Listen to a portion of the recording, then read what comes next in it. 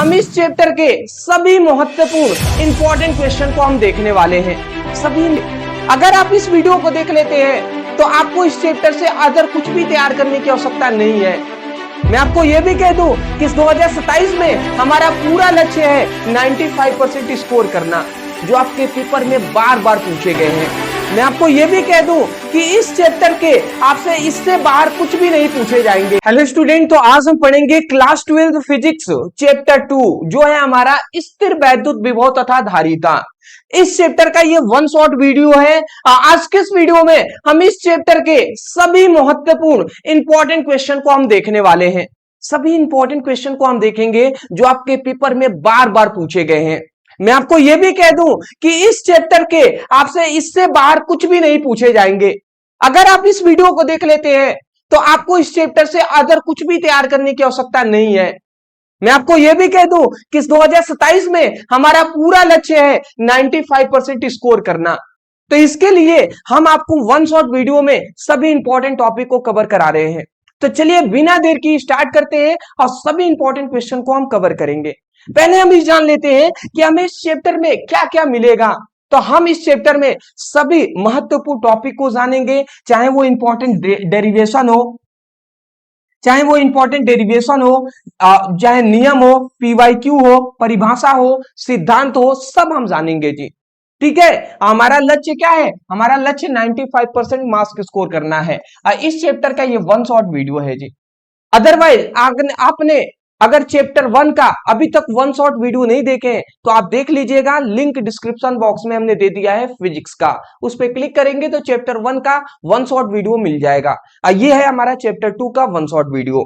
चलिए जी, तो पहला बिना देर की स्टार्ट करते हैं पहला इंपॉर्टेंट क्वेश्चन को।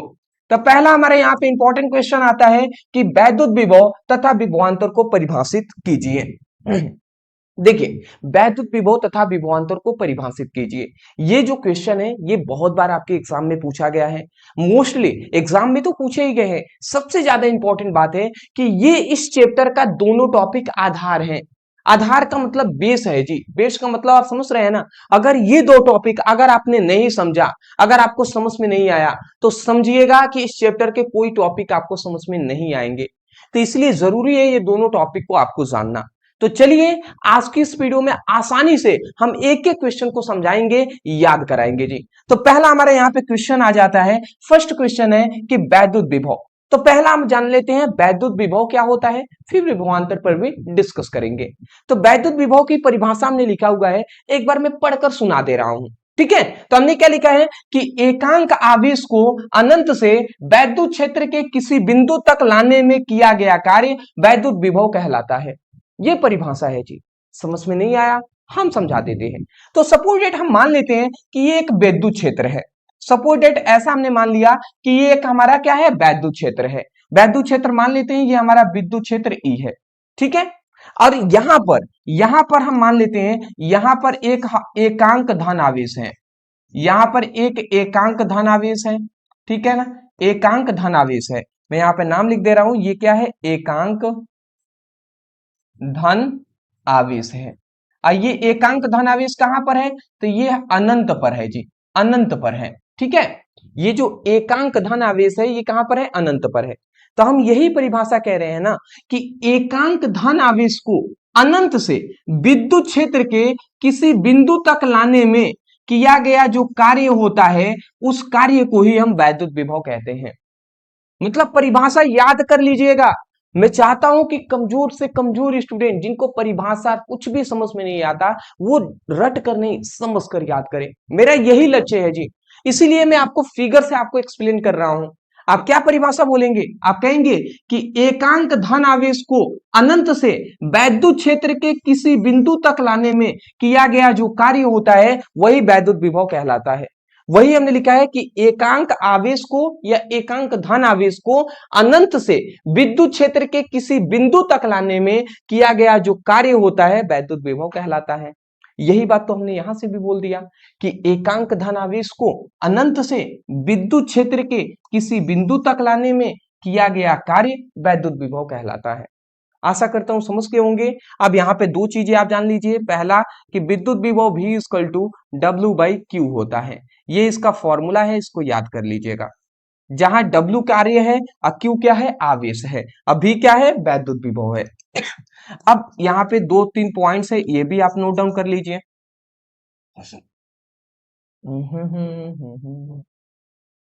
तो सबसे पहला आप नोट डाउन कर लीजिए इसका मात्रक। तो इसका मात्रक आप याद रखिएगा, एक तो होता है वोल्ट, और दूसरा इसका याद रखेंगे कार्य का मात्रक जूल, आवेश का मात्रक कूलाम। तो दूसरा होता है जूल प्रति कूलाम, ठीक है। दूसरा आप याद रखेंगे राशि। तो ये कौन सी राशि होती है, तो ये एक अदिश राशि होती है। तीसरा आप याद रखेंगे बीमा। तो बीमा आप याद रखेंगे, इसका बीमीय सूत्र जो होता है वो Ml2T-3 A-1 होता है। ये आप नोट डाउन कर लीजिए, ठीक है। ये नोट डाउन कर लीजिए फटाफट, बिना देर किए नोट डाउन कर लीजिए। आगे बढ़ेंगे हम, एक एक क्वेश्चन को हम आगे बढ़ते हुए चलेंगे। चलिए, पहला हमारा क्लियर हो चुका है, वैद्युत विभव के बारे में सब हमने जान लिया, परिभाषा भी जाना, मात्रक, राशि, बीमीय सूत्र भी जाने, फॉर्मूला भी हमने जान लिया। अब हमारा दूसरा आता है विभवांतर। अब विभवांतर को समझ लेते हैं। तो परिभाषा एक बार मैं पढ़कर सुना दे रहा हूं, ठीक है। तो हमने लिखा है कि एकांक आवेश को अनंत से वैद्युत क्षेत्र के किसी एक बिंदु से दूसरे बिंदु तक ले जाने में किया गया कार्य विभवांतर कहलाता है। मतलब हमने क्या बताया है, हमने ये बताया है कि ये एक विद्युत क्षेत्र है, ये क्या है, ये एक विद्युत क्षेत्र है, ठीक है। ये हमारा एक मान लेते हैं सपोर्टेड, ये एक विद्युत क्षेत्र है जी, ये एक विद्युत क्षेत्र है हमारा ई, ठीक है। अब इस विद्युत क्षेत्र में दो पॉइंट्स हैं, ये दो पॉइंट्स है, एक हमारा ए पॉइंट है, एक हमारा बी पॉइंट है, ठीक है। दो बिंदु है ए और बी।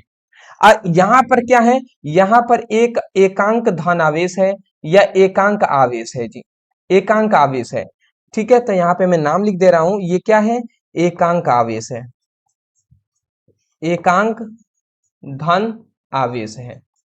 ये एकांक धन आवेश कहां पर है, तो ये है हमारा अनंत पर, अनंत पर है जी। तो हम यही कह रहे हैं कि एकांक धन आवेश को अनंत से वैद्युत क्षेत्र के किसी एक बिंदु से, किसी एक बिंदु से दूसरे बिंदु तक ले जाने में किया गया जो कार्य होता है, वही कार्य हमारा विभवांतर कहलाता है। बात आप समझे, हमने क्या परिभाषा बोला, परिभाषा याद कर लीजिएगा, लास्ट बार बोल रहे हैं। आप कहेंगे कि एकांक धन आवेश को अनंत से विद्युत क्षेत्र के किसी एक बिंदु से दूसरे बिंदु तक ले जाने में किया गया कार्य विभवांतर कहलाता है। यही हमने लिखा है कि एकांक आवेश को अनंत से विद्युत क्षेत्र के किसी एक बिंदु से दूसरे बिंदु तक ले जाने में किया गया कार्य विभवांतर कहलाता है। इतना आप लिख लेंगे। सपोर्टेड ऐसा आप हम दो बात मान लेते हैं कि ए बिंदु पर विभव मान लेते हैं भी ए है और बी बिंदु पर विभव क्या है, भी बी है। तो विभवांतर का फॉर्मूला यहाँ पे हो जाएगा V equal to V A minus V B. मतलब ए बिंदु पर जो विभव है, दूसरे बी बिंदु पर विभव का जो अंतर अगर हम निकाल लेंगे तो वही विभवांतर है। विभवांतर का मतलब ही होता है विभव में अंतर, विभव में अंतर को विभवांतर कहते हैं, ये अर्थ हुआ है। तो यहीं से फॉर्मूला ये आ गया। दूसरा, अगर कोई पूछ देता है विभवांतर की राशि कौन सा होता है, मात्रक क्या होता है, बीमीय सूत्र क्या होता है, तो सेम मैं आपको बता दूं, मात्रक, राशि, बीमीय सूत्र ये सेम विभवांतर का भी होता है। तो अगर कोई पूछते मात्रक क्या होगा तो आप वोल्ट बता देंगे या जूल प्रति कूलाम बता देंगे। राशि पूछ दे तो अदिश राशि बताएंगे। बीमा कोई पूछ दे तो Ml2T-3 A-1 बता देंगे। आशा करता हूं पहला टॉपिक क्लियर हो गया। आप स्क्रीनशॉट लीजिए, फिर हम आगे बढ़ेंगे जी, ठीक है। चलिए चलिए ले लिए आप। अब मैं थोड़ा सा एक आवश्यक बात बता दूं आपको, आपको नहीं पता होगा। तो क्या हुआ था ना कि अभी हम वीडियो शूट कर रहे थे आपका, तो हम सब कुछ सेट कर दिए थे और ये जो माइक है आपको दिखाई दे रहा होगा, ये माइक ना हमने टेबल पर ही रख दिया था, ठीक है। यहां से लगभग मैं कह सकता हूं कि 12 फीट की दूरी पर ये माइक हमने रख दिया था। अब हम वीडियो बना रहे हैं, लगभग आधे घंटे हो गए, तो आधे घंटे लगभग हमने ये सब टॉपिक पढ़ा दिए थे आपको, ठीक है। लगभग 4 क्वेश्चन हमने कंप्लीट करा दिए थे, चौथे पे शायद थे या चौथे कंप्लीट करा रहे थे। तब हमको एहसास हुआ कि लगता है माइक हमने यूज नहीं किया है क्या। तो माइक दिख रहे हैं तो माइक नहीं है। तो अब वो वीडियो पूरा मेहनत जो है वो बर्बाद हो गया, बहुत अफसोस हुआ। बट फिर हमारा मतलब मन किया ना कि अब छोड़ देते हैं, कल पढ़ाएंगे।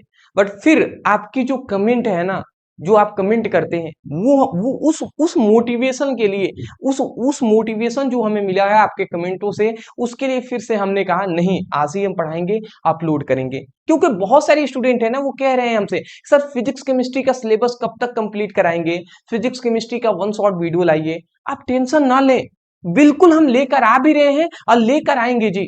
आपसे ज्यादा टेंशन ना हमें है कि कैसे हम आपको क्या चीजें प्रोवाइड कर लें। बशर्ते मैं इतना कहूंगा कि जो चीजें हम इस चैनल पे प्रोवाइड कर रहे हैं, चाहे वो फिजिक्स की हो, केमिस्ट्री की हो, हिंदी की हो, इंग्लिश की हो, आप अलग अलग कॉपी बना ले चारों सब्जेक्ट का, और जब भी हम जो क्लासेस लें उसको आप अपने नोट डाउन करते हुए, समझते हुए, पढ़ते हुए चले। अब पर डे शाम को 7:30 बजे आपको वीडियो मिल रहा है, ठीक है। चलिए इतनी बात समझ गए। दूसरा, आपको हम हमेशा से कहते हैं कि 2 काम आप जरूर कर लीजिएगा अगर वीडियो देख रहे हैं तो। आप भूल भी गए होंगे, मैं जानता हूं। जो नए स्टूडेंट है मैं उनसे बता दूं, और जो पुराने हैं जो भूल गए हैं तो मैं उनसे भी बता देना चाहता हूं कि आपको हम हमेशा कहते हैं कि अपना प्रेजेंट अगर आपने नहीं बनाया है तो अपना प्रेजेंट आप बना लें। प्रेजेंट मतलब समझ रहे हैं ना, कि जो नए स्टूडेंट है वो सुन ले। आपको क्या करना है कि कमेंट जो सेक्शन है उसमें जाकर आपको अपना नाम लिखना है। कैसे? जैसे आपका नाम है, मान लेते हैं आपका नाम है प्रदीप, तो आप लिखिए प्रेजेंट प्रदीप। अगर आपका नाम है मुकेश तो आप लिखिए प्रेजेंट मुकेश। अगर आपका नाम है राम तो प्रेजेंट राम लिखिए। अगर आपका नाम है सीता तो आप लिखिए प्रेजेंट सीता। समझ रहे हैं? तो इस तरीके से कमेंट सेक्शन में आप सभी जाकर अपना नाम लिखिएगा, जिससे कि बेनिफिट ये होगा कि मुझे पता चल सकेगा कि कौन कौन से हमारे प्यारे स्टूडेंट हैं, और उनका नाम भी मुझे याद रहेगा, तो उसको हम अगले वीडियो में हम उन सभी स्टूडेंटों का नाम भी लेंगे, ठीक है ना। तो इससे हमें बेनिफिट होगा, पता भी चलेगा। तो पहला आप काम समझ गए। दूसरा हम ये कहते हैं कि जितने भी हमारे नए स्टूडेंट हैं जो चैनल को अभी तक सब्सक्राइब नहीं किए हैं तो सब्सक्राइब जरूर कर लीजिएगा, जिससे बेनिफिट ये होगा कि जो भी हम वीडियो लाएंगे वो सबका नोटिफिकेशन आपको मिलता रहेगा, और नोटिफिकेशन मिलेगा तो आपको कोई वीडियो मिस नहीं होगा, आप सभी वीडियो को देखेंगे और अपनी तैयारी भी अच्छा कर पाएंगे। तो चैनल पे नए हैं तो चैनल को सब्सक्राइब जरूर कर लीजिएगा, अभी तक नहीं किए हैं तो। 2 काम आप कर लिए, चलिए जी, अच्छी बात है। तो अब आते हैं हम दूसरे अपने क्वेश्चन की ओर। दूसरा आप क्वेश्चन की ओर बढ़ते हैं। दूसरा हमारा इंपॉर्टेंट जो क्वेश्चन आ जाता है जो है वैद्युतधारिता की परिभाषा तथा मात्रक लिखिए। बहुत बार क्वेश्चन पूछा गया है, विश्वास तो होगा ही आपको, मैं जानता हूं। अगर किसी को नहीं हो तो मैं उनसे कहना चाहूंगा आप पेपर उठाकर देख लीजिए, एक बार पेपर उठाकर देख लीजिए, आपको पता चल जाएगा। तो चलिए इसको भी हम समझ लेते हैं। विद्युत धारिता, तो एक बार मैं परिभाषा पढ़कर सुना दे रहा हूं। हमने क्या लिखा है? हमने लिखा है कि किसी चालक की धारिता आवेश के उस मात्रा के बराबर होती है जो उसके विभव में इकाई वोल्ट के वृद्धि के लिए आवश्यक होता है। अब बहुत सारे स्टूडेंट है जिनको कुछ भी समझ में नहीं आया ना, तो टेंशन नहीं लेना है, हम है ना समझा देंगे। कैसे समझाएंगे? 5 मिनट बस दीजिएगा, फोकस के साथ समझिएगा। तो समझना क्या है? तो समझना ये है कि धारिता का फॉर्मूला होता है C/Q/V। ये फॉर्मूला होता है धारिता का। धारिता C/Q/V, जहां Q आवेश, V विभव, और ये C क्या है? C है हमारा धारिता। ये बात आप याद रखेंगे। अब हम यहां पे ये कह रहे हैं कि मान लेते हैं ये जो विभव है, विभव का मान, विभव जो भी है इसका मान हम मान लेते हैं 1 ले लेते हैं। 1 को इकाई वोल्ट कहते हैं, 1 वोल्ट हम ले लेते हैं। 1 वोल्ट मतलब इकाई, 1 को इकाई वोल्ट भी हम कह सकते हैं, ये बात आप याद रखेंगे। तो अगर हम 1 वोल्ट, हमने अगर विभव का मान हम 1 वोल्ट ले लेते हैं तो आप भी समझिएगा C/Q/V की जगह पर 1 हो जाएगा। तो नीचे 1 का तो कोई मतलब नहीं होता है, तो उस समय पर जो C होगा वो Q के बराबर हो जाएगा। तो अगर हमने विभव का मान 1 ले लिया तो उस समय पर जो C होगा ना वो Q के बराबर हो जाएगा। C होगा वो Q के बराबर हो जाएगा। बात सही कह रहे हैं कि नहीं? बिल्कुल सही कह रहे हैं। तो ये Q क्या है? आवेश है। ये हमारा क्या है? C क्या है? धारिता है। तो देखिए हम परिभाषा क्या बोल रहे हैं? परिभाषा हम यही बोल रहे हैं कि मान लेते हैं सपोज इट ये एक चालक तार है, ये हमारे पास एक चालक तार है, ठीक है। ये हमारे पास क्या है? एक चालक है, ठीक है। तो हम यही कह रहे हैं, अब बात को समझिएगा। इस चालक की अगर हमें धारिता पता करनी है तो हम क्या कहेंगे? हम कहेंगे कि किसी चालक की धारिता, ध्यान से समझेंगे, किसी चालक की धारिता आवेश के उस मात्रा के बराबर होती है, ठीक है, किसी चालक की धारिता आवेश के उस मात्रा के बराबर होती है जो उसके विभव में इकाई वोल्ट के वृद्धि के लिए आवश्यक होता है। ये नहीं बोल देंगे आप बोल देंगे ना कि किसी चालक की धारिता आवेश के उस मात्रा के बराबर होता है जो उसके विभव में इकाई वोल्ट के वृद्धि के लिए आवश्यक होता है। यही तो हमने परिभाषा लिखा है कि किसी चालक की धारिता आवेश के उस मात्रा के बराबर होती है जो उसके विभव में इकाई वोल्ट के वृद्धि के लिए आवश्यक होता है। तो परिभाषा रटना नहीं है दोस्त, समझ कर याद करना है। तो एक बार और मैं बोल रहा हूं, परिभाषा याद कर लीजिएगा, लास्ट बार बोल रहे हैं। आप कहेंगे कि किसी चालक की धारिता आवेश के उस मात्रा के बराबर होती है जो उसके विभव में इकाई वोल्ट के वृद्धि के लिए आवश्यक होता है। आशा करता हूं आप समझ के होंगे। तो इतनी बात आपको बेसिक याद रखना है, इतना बात आपको हमेशा याद रखना है, ठीक है। अब हम इसका 3 पॉइंट्स है, 3 बातें हैं जिसको हमें जानना बहुत जरूरी है, तो वो हम जान लेते हैं। क्या क्या हमें जानना है? तो हमें जानना है इसका मात्रक हमें जानना है इसका मात्रक। दूसरा हमें जानना है ये कौन सी राशि होती है। तीसरा हमें जानना है इसका बीमा। तो मात्रक की अगर बात करें तो इसका मात्रक याद रखेंगे, इसका मात्रक होता है फैराडे। दूसरा इसका मात्रक याद रखेंगे कूलाम प्रति वोल्ट, तो कूलाम प्रति वोल्ट, ये दोनों याद रखेंगे। राशि पर बात करें तो अदिश राशि होता है। इसका अगर बीमीय सूत्र याद रखेंगे तो इसका बीमीय सूत्र याद रखेंगे m-1 L2 m-1 L-2 T2 A2, ये आप याद रखेंगे। m-1 L-2 T2 A2, ये हमारा हो गया जी। स्क्रीनशॉट आप ले लीजिए, ठीक है। तो देखिए हमें केवल परिभाषा मात्रक पूछा था, परिभाषा भी बता दिए, फॉर्मूला, मात्रक, राशि, बीमीय सूत्र, पूरा टोटल हमने बता दिया है। स्क्रीनशॉट भी ले लिए हैं। बिना देर किए आगे क्वेश्चन की ओर बढ़ते हैं, क्योंकि क्वेश्चन बहुत ज्यादा हैं और ऐसे भी हमने आधे घंटे तो उधर वेस्ट हमारा हो ही गया है। तो अब बिल्कुल भी लेट नहीं करेंगे, सब क्वेश्चन को जल्दी जल्दी बढ़ते हैं जी। तीसरा हमारा क्वेश्चन आता है, तीसरा क्वेश्चन है समविभव पृष्ठ से क्या तात्पर्य है? समविभव पृष्ठ मतलब मतलब समान, विभव पृष्ठ मतलब ऐसा पृष्ठ जिसके प्रत्येक बिंदु पर विभव का मान समान हो, समविभव पृष्ठ कहेंगे। जैसे कि क्या है, जैसे एक हमारा ये हमारा पिंड है, ठीक है, एक हमारा पिंड है, पिंड मतलब वस्तु है। अब इस पर हमने मान लेते हैं, इस पर हम आवेश दे दिए, आवेश मान लेते हैं प्लस क्यू आवेश दे दिए। तो जब हम आवेश दे दिए तो अब ये जो पिंड कहलाएगा, ये क्या कहलाएगा? ये कहलाएगा आवेशित पिंड। ये आवेशित पिंड अब कहलाएगा, आवेशित पिंड कहलाएगा। तो हम यही कह रहे हैं कि किसी आवेशित पिंड के, ठीक है, हम क्या बोल रहे हैं? हम यही कह रहे हैं कि ऐसा आवेशित पिंड, ध्यान से समझेंगे, ऐसा आवेशित पिंड जिसके प्रत्येक बिंदु पर, जिसके प्रत्येक बिंदु पर, जिसके प्रत्येक बिंदु पर, प्रत्येक बिंदु पर क्या हो? विभव का मान, विभव का मान क्या हो? विभव का मान समान हो। जिसके प्रत्येक बिंदु पर विभव का मान समान हो, समविभव पृष्ठ कहते हैं। ऐसा आवेशित पिंड जिसके प्रत्येक बिंदु पर विभव का मान समान हो, समविभव पृष्ठ कहेंगे। मतलब सिंपल सी बात है, मान लेते हैं ये एक बिंदु है, इस पर विभव 5 वोल्ट है, तो इस बिंदु पर भी विभव 5 वोल्ट होगा, इस पर भी 5 ही वोल्ट होगा, इस पर भी 5 ही वोल्ट होगा। यहाँ पर कोई बिंदु है तो इस पर भी 5 ही वोल्ट होगा, यहाँ पे कोई बिंदु है तो इस पर भी 5 ही वोल्ट होगा। मतलब पृष्ठ के किसी भी बिंदु पर विभव का मान 5 ही वोल्ट होगा, ऐसा हमने मान लिया है। तो यही बात है जी। तो परिभाषा आप समझ ही गए हैं, ये बात आप लिख लीजिए। चलिए जी, इतना हो गया। अब आते हैं हम अपने चौथा इंपॉर्टेंट क्वेश्चन की ओर, चौथा इंपॉर्टेंट क्वेश्चन की ओर अब बढ़ते हैं। चौथा हमारा इंपॉर्टेंट क्वेश्चन है, यहीं पर थे जी, यहीं पे थे, तब तक हमको एहसास हो गया। क्या हमारा क्वेश्चन था? कह रहा है कि बिंदु कहे या वैद्युत आवेश के कारण किसी बिंदु पर वैद्युत विभव का व्यंजक प्राप्त कीजिए। हमने आपको बताया था कि ये पीबीआई टॉपिक है। अब 5 नंबर में बार बार पूछा गया क्वेश्चन है जी। अब बहुत सारे स्टूडेंट हमसे कहते हैं कि सर डेरिवेशन कराइए, डेरिवेशन कराइए। लीजिए जी, अब हम डेरिवेशन आपको करा रहे हैं, अब पूरा फोकस के साथ डेरिवेशन समझने का प्रयास कीजिएगा, ठीक है। चलिए, तो चलिए अब हम देख लेते हैं। तो हमने लिखा है, हेडिंग क्या लिखेंगे, वैद्युत आवेश के कारण किसी बिंदु पर वैद्युत विभव का व्यंजक, इतना आप हेडिंग लिख देंगे।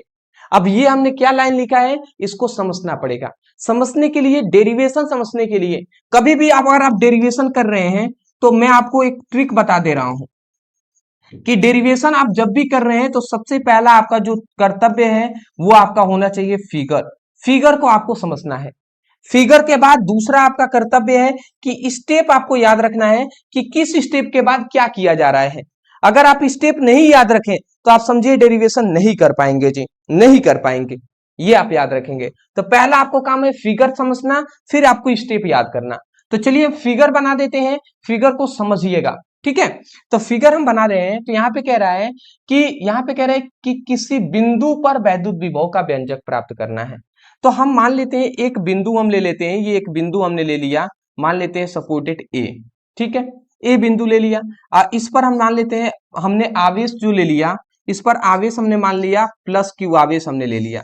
तो आवेश जब होगा तो इसके चारों ओर विद्युत क्षेत्र उत्पन्न होगा। तो यही हमने एक विद्युत क्षेत्र उत्पन्न हुआ है, इस तरीके से हमने यहाँ पर ले लिया है, ठीक है। अब यहां से, अब यहां से सपोर्टेड हम मान लेते हैं, तो ऐसा हम मान लेते हैं कि यहां से आर दूरी पर, यहां से सपोर्टेड आर दूरी पर एक बिंदु पी है, और इसी बिंदु पी पर हमें वैद्युत विभव का क्या करना है, व्यंजक प्राप्त करना है। समझ गए, ये एक बिंदु आवेश है, तो बिंदु आवेश के कारण हमें किसी बिंदु पर वैद्युत विभव का व्यंजक प्राप्त करना है। तो यहां पर एक बिंदु P हमने ले लिया है, इस पर हमें वैद्युत विभव का व्यंजक प्राप्त करना है। तो इसके लिए हम क्या मान लेते हैं, ये जो हमारा बिंदु P है ना, इस पर हम मान लेते हैं कि एकांक धन आवेश उपस्थित है, Q इक्वल टू +1, ऐसा हम मान लेते हैं कि एकांक धन आवेश इस पर उपस्थित है, ऐसा हम मान लेते हैं, ठीक है, ऐसा हम मान लेते हैं। तो अब हमें ऐसा यहाँ पे मान लिया। इसके बाद दो यहाँ पे बात याद रखिएगा कि यहाँ पे हम दो पॉइंट्स लेते हैं, इन दोनों ए और बी जो बिंदु है इनके बीच में दो पॉइंट्स लेते हैं। एक पॉइंट हमारा रहेगा ए, सॉरी, एक पॉइंट हमारा रहेगा, ठीक है। इसको एक काम कर लेते हैं, इसको ये जो हमने ए माना है ना, ठीक है, इसको मान लेते हैं ये बिंदु हमारा ओ है, ऐसा हमने मान लेते हैं, ठीक है। उससे कोई दिक्कत नहीं है, बस यहाँ पे ए इसको मान लेते हैं, इसको बी मान लेंगे, तो ए बी कहने में आसानी हो जाएगा, ठीक है, इसलिए हम कर रहे हैं। उससे कोई मानने से कोई दिक्कत नहीं है। अब हम देखिए हमने क्या आपको बताया, हमने ये कहा कि मान लेते हैं एक बिंदु हमारा ओ है जिस पर प्लस क्यू आवेश उपस्थित है, और इस बिंदु ओ से आर दूरी पर एक बिंदु पी है जहां पर हमें वैद्युत विभव की गणना करना है, ठीक है। तो इसके लिए हम मान लेते हैं कि यहाँ पर एकांक धन आवेश उपस्थित है, और यहाँ पे एक दो बिंदु ए व बी है, ठीक है, ये हमने मान लिया। यहाँ पे एक याद रखेंगे कि ए और बी दोनों बिंदुओं के बीच की दूरी हमारा डी एक्स है, और यहां से लेकर इन दोनों के बीच की दूरी, इन दोनों के बीच की दूरी, ओहो क्या हो रहा है भैया, इन दोनों के बीच की दूरी यहाँ पे हम मान लेते हैं कि ये हमारा x हो जाएगा, ठीक है। बिंदु O से B तक की दूरी x हमने मान लिया, और A और B के बीच की दूरी हमने मान लिया कि dx है, ठीक है, इतना हमने मान लिया। तो अब हमें इस बिंदु P पर हमें वैद्युत विभव की गणना करना है। तो सबसे पहले हम क्या करेंगे, सबसे पहले हम गणना करेंगे ना कि ये जो बिंदु P पर जो एकांक धन आवेश है, ये बिंदु B पर जब आएगा तो इस पर कितना वैद्युत क्षेत्र की तीव्रता उत्पन्न होगी, इसकी हम गणना करेंगे, ठीक है। तो मतलब बिंदु B पर वैद्युत क्षेत्र की तीव्रता कितनी है, इसकी गणना करेंगे, ठीक है। मतलब सिंपल सी बात है, ये जो हमारा प्लस क्यू आवेश है, तो इसके चारों ओर विद्युत क्षेत्र उत्पन्न हुआ होगा, तो इस पर भी एक तीव्रता उत्पन्न होगी, इस पर भी तीव्रता उत्पन्न होगी। तो सबसे पहले हमारा गणना स्टेप आप याद रखिएगा, आप यहीं से स्टेप याद करना है। तो सबसे पहले आप गणना करेंगे कि बिंदु बी पर वैद्युत क्षेत्र की तीव्रता कितनी है। तो हम लिखेंगे कि बिंदु बी पर उत्पन्न विद्युत क्षेत्र की तीव्रता, क्षेत्र की तीव्रता,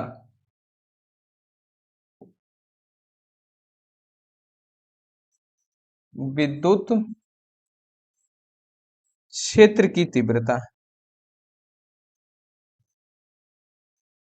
ठीक है, ये हमने लिख लिया। अब बिंदु बी पर उत्पन्न विद्युत क्षेत्र की तीव्रता का फॉर्मूला क्या हो जाएगा, तो E इक्वल टू क्या हो जाएगा, 1/4 pi epsilon not, 1/4 pi epsilon not, 1/4 pi epsilon not. अब Q है तो Q हमने दे दिया। अब बाई आर स्क्वायर मतलब दूरी। अब दूरी के लिए क्या होगा, तो यहां से लेकर यहां तक की दूरी क्या है, यहां से यहां तक की दूरी है हमारा x, तो x का क्या हो जाएगा, होल स्क्वायर हो जाएगा। ठीक है, ये हमारा हो गया। तो ये हमने सबसे पहले क्या ज्ञात किया कि ये हमने ज्ञात किया है कि बिंदु मतलब बिंदु बी पर विद्युत क्षेत्र की तीव्रता कितनी होगी, ये हमने ज्ञात किया है। ये आप याद रखेंगे। आप समझ रहे हैं ना हमने क्या कैसे ज्ञात किया। अरे भैया विद्युत क्षेत्र की तीव्रता का एक फॉर्मूला होता है 1/4 pi epsilon naught Q by R square होता है ये फॉर्मूला।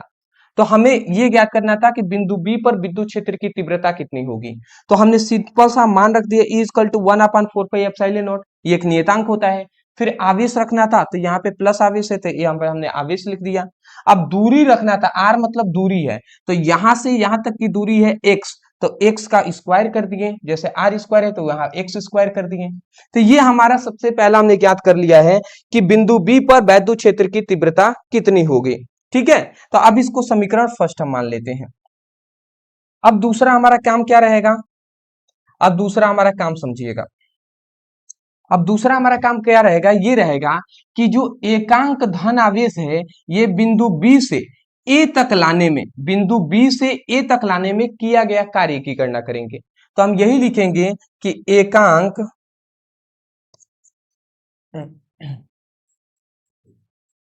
एकांक धन आवेश को बी से ए तक लाने में किया गया कार्य। ठीक है, ये हम गणना करेंगे। तो बिंदु बी से ए तक लाने में किया गया कार्य की गणना करेंगे, तो कार्य के लिए हम W लिख देते हैं, परंतु आगे हम D लगाएंगे।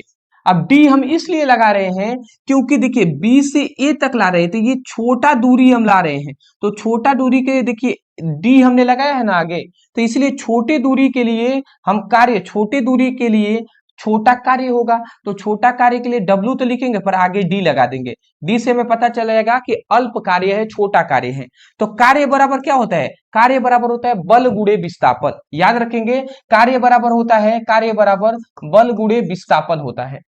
तो हम एक और बात जानते हैं, जब आप विद्युत क्षेत्र की तीव्रता पढ़िएगा तो उसमें बताया जाता है कि जो विद्युत क्षेत्र की तीव्रता है वो बल के बराबर होती है। तो हम F के जगह पर F कार्य बराबर बल गुणे विस्थापन हम लिखते हैं, तो F के जगह पर हम E लिख सकते हैं, तो वही हमने सबसे पहले यहाँ पर E लिख दिया। ठीक है, उसके बाद विस्थापन कितना हुआ है, विस्थापन B से A तक ला रहे हैं, तो विस्थापन क्या हुआ है, dx हुआ है, तो गुणे हम क्या लिख देंगे, dx लिख देंगे।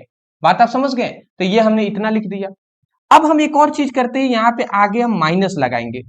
अब आप सोचेंगे सर E भी आपने कर दिया, dx भी लिख दिए, अब माइनस क्यों आपने लगाया, इसलिए लगाया बाबू क्योंकि ये माइनस प्रतिकर्षण को दर्शा रहा है। कैसे, तो देखिए ये हमारा प्लस क्यू आवेश है और ये भी हमारा धनात्मक ही आवेश है, धन आवेश है, तो जाहिर सी बात है ये धनात्मक आवेश इस आवेश को दूर भगाएगा, दूर भगाएगा, परंतु हम इस आवेश को हम बी से ए तक ला रहे हैं, मतलब और पास ही ला रहे हैं, तो पास ला रहे हैं, बट ये आवेश इसको प्रतिकर्षित कर रहा है, तो इसी प्रतिकर्षण को दर्शाने के लिए हमने माइनस यहाँ पर लगाया हुआ है। ठीक है, ये बात आप याद रखेंगे। अब इसके बाद अगर हम मान रख देते हैं इस पे, तो dw इक्वल टू, अब E का मान हम यहां से रख देंगे, E का मान ये टोटल हम यहाँ पे रख देते हैं, तो ये माइनस हम पहले लगा देंगे, फिर हम लिखेंगे 1/4 pi epsilon naught Q by x square into क्या हमने लिख दिया, dx लिख दिया, ये हमने लिख दिया है। इसको आप पोस्ट में हम रख देंगे, इसको हम पोस्ट में बंद कर देंगे। तो यहां से हमारा क्या मिला, यहां से हमारा ये फॉर्मूला मिला। ठीक है, तो इसको हम समीकरण 2 कर लेते हैं। अब हमने समझ लिया कि बिंदु बी से ए तक लाने में किया गया कार्य इतना हो जाएगा। ठीक है, इस एकांक धनावेश को। तो छोटा यहां से यहां तक छोटा दूरी लाएं तो इतना कार्य करना पड़ा।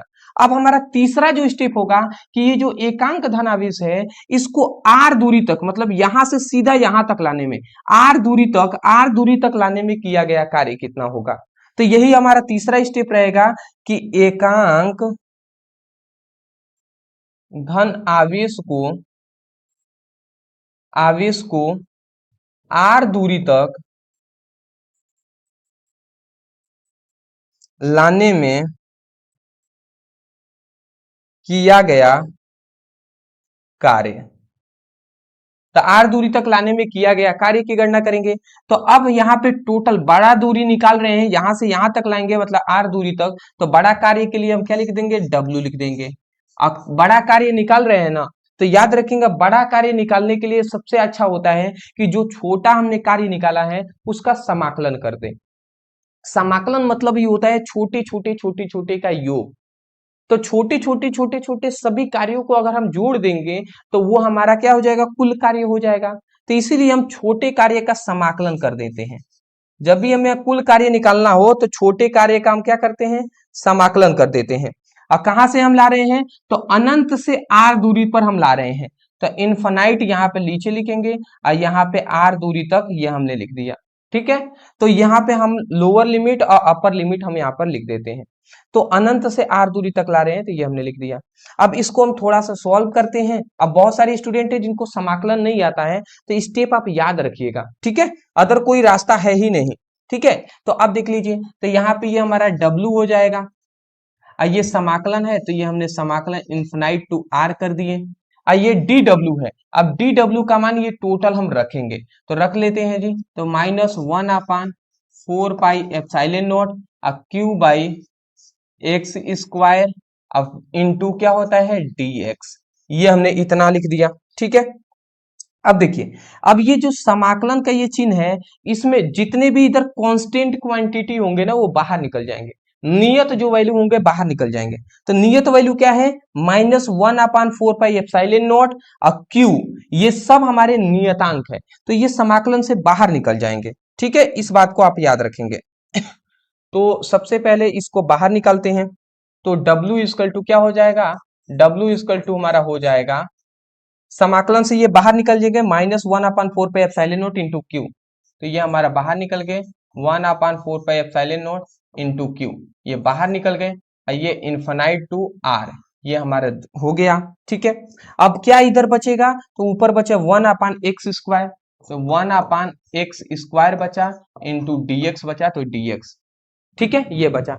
अब बात को यहाँ पे ये भी समझना है हमें कि W इक्वल टू, बात समझिएगा, ये हमारा Q1 में गुणा हो जाएगा तो ये क्या हो जाएगा Q/4 पाई एप्सिलॉन नॉट हो गया।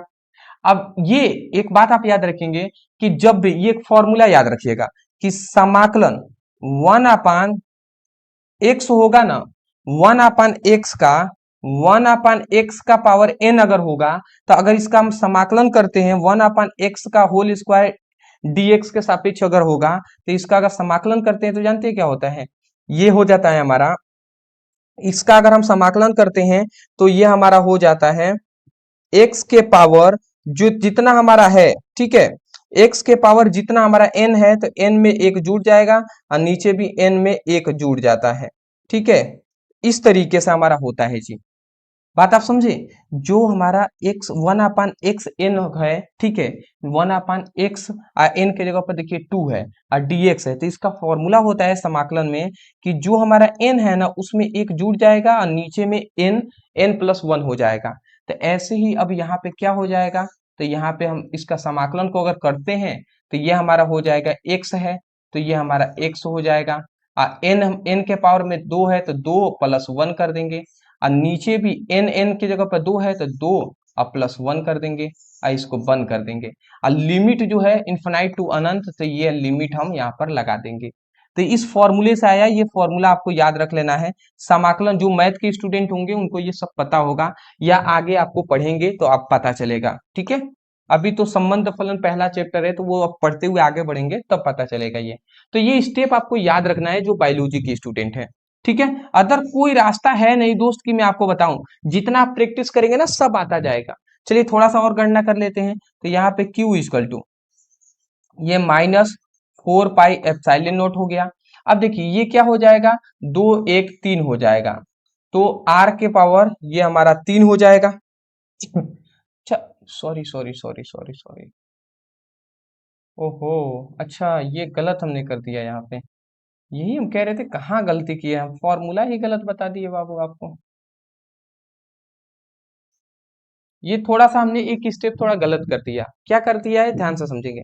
फॉर्मूला ये होता है ना, जैसे थोड़ा सा आप समझिएगा, यहां तक तो आप समझ गए ना, -1/4 पाई एप्सिलॉन नॉट क्यू, और ये हमारा 1/x² इंटू डी एक्स है।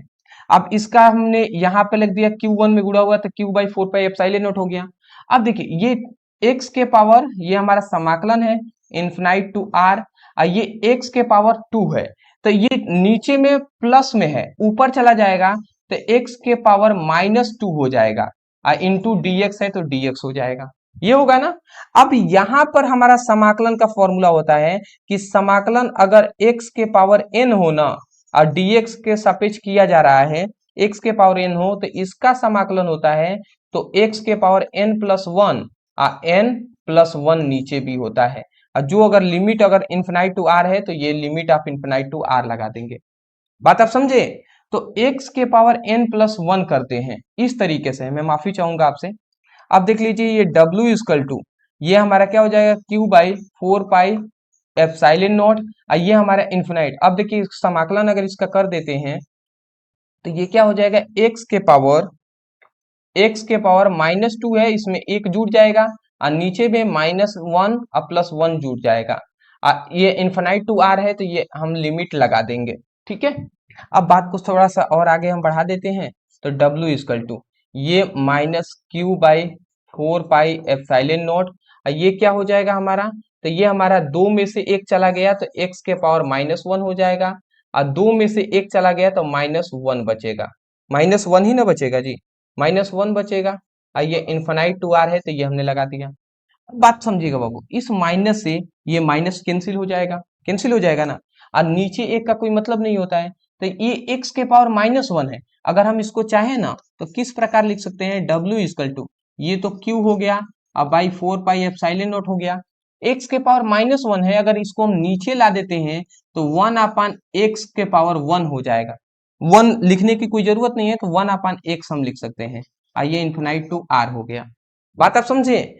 x के पावर जो 1 है, -1 है, इसको हम चाहें तो 1/x लिख सकते हैं, ठीक है, 1/x लिख सकते हैं। तो हमारा इतना आ गया, थोड़ा सा और हमारा बच गया है, क्या हमारा यहाँ पे बचा, देख लीजिए क्या हमारा यहाँ पे बचा, तो यहाँ पे बचा हुआ है W equal to Q/4 pi epsilon naught, ठीक है, W equal to Q/4 pi epsilon naught, और पोस्ट में 1/x है, ठीक है, 1/x है, और इन्फिनाइट टू r है, यही है ना जी, 1/x है, इन्फिनाइट टू r है, इतना हमने कर दिया।